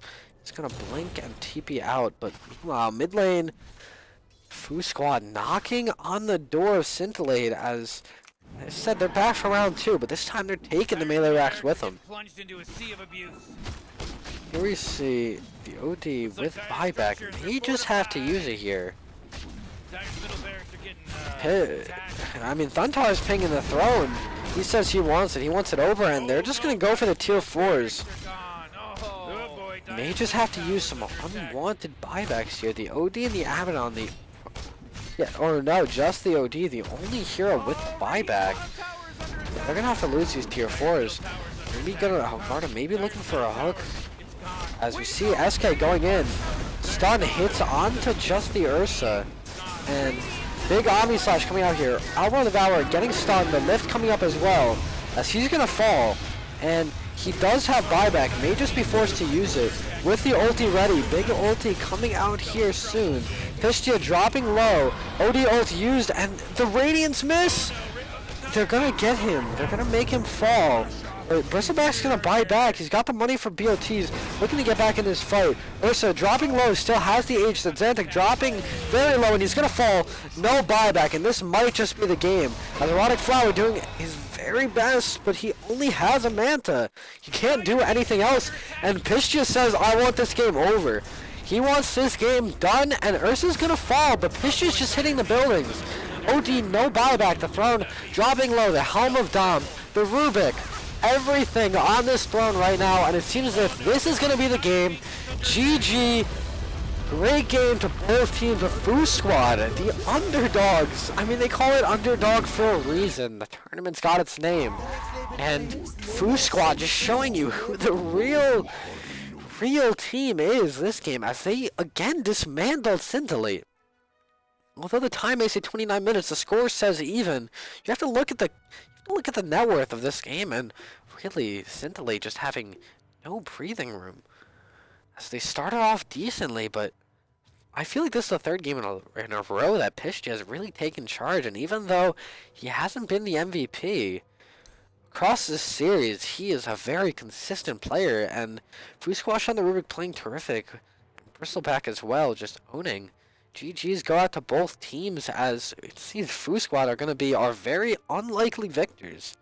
Many would have doubted, but it seems as if Xanthic wasn't enough to bring Scintillate to the forefront of this series, as he's just gonna get run over. And I mean, like, what else can you say, really? This Enigma opting for the sustain, the Abaddon with the heals, just everything to keep this Bristleback and Ursa frontlining. And Foosquad playing amazing on the Rubik in a game that many probably would have definitely suffered against that OD. Here we're going to see Bristleback only losing net worth when he had the buyback at the end there. But having very great itemization, the Radiance really coming into full effect at that last fight. Just all around, great game out of Foosquad. And GG's to both teams. Seems like we're going to be signing off here very shortly. Thank you for everyone coming out. Didn't expect this much of a turnout, and I really appreciate all of you coming out to the stream. I may be streaming later tonight, playing some pubs if you guys want to catch it.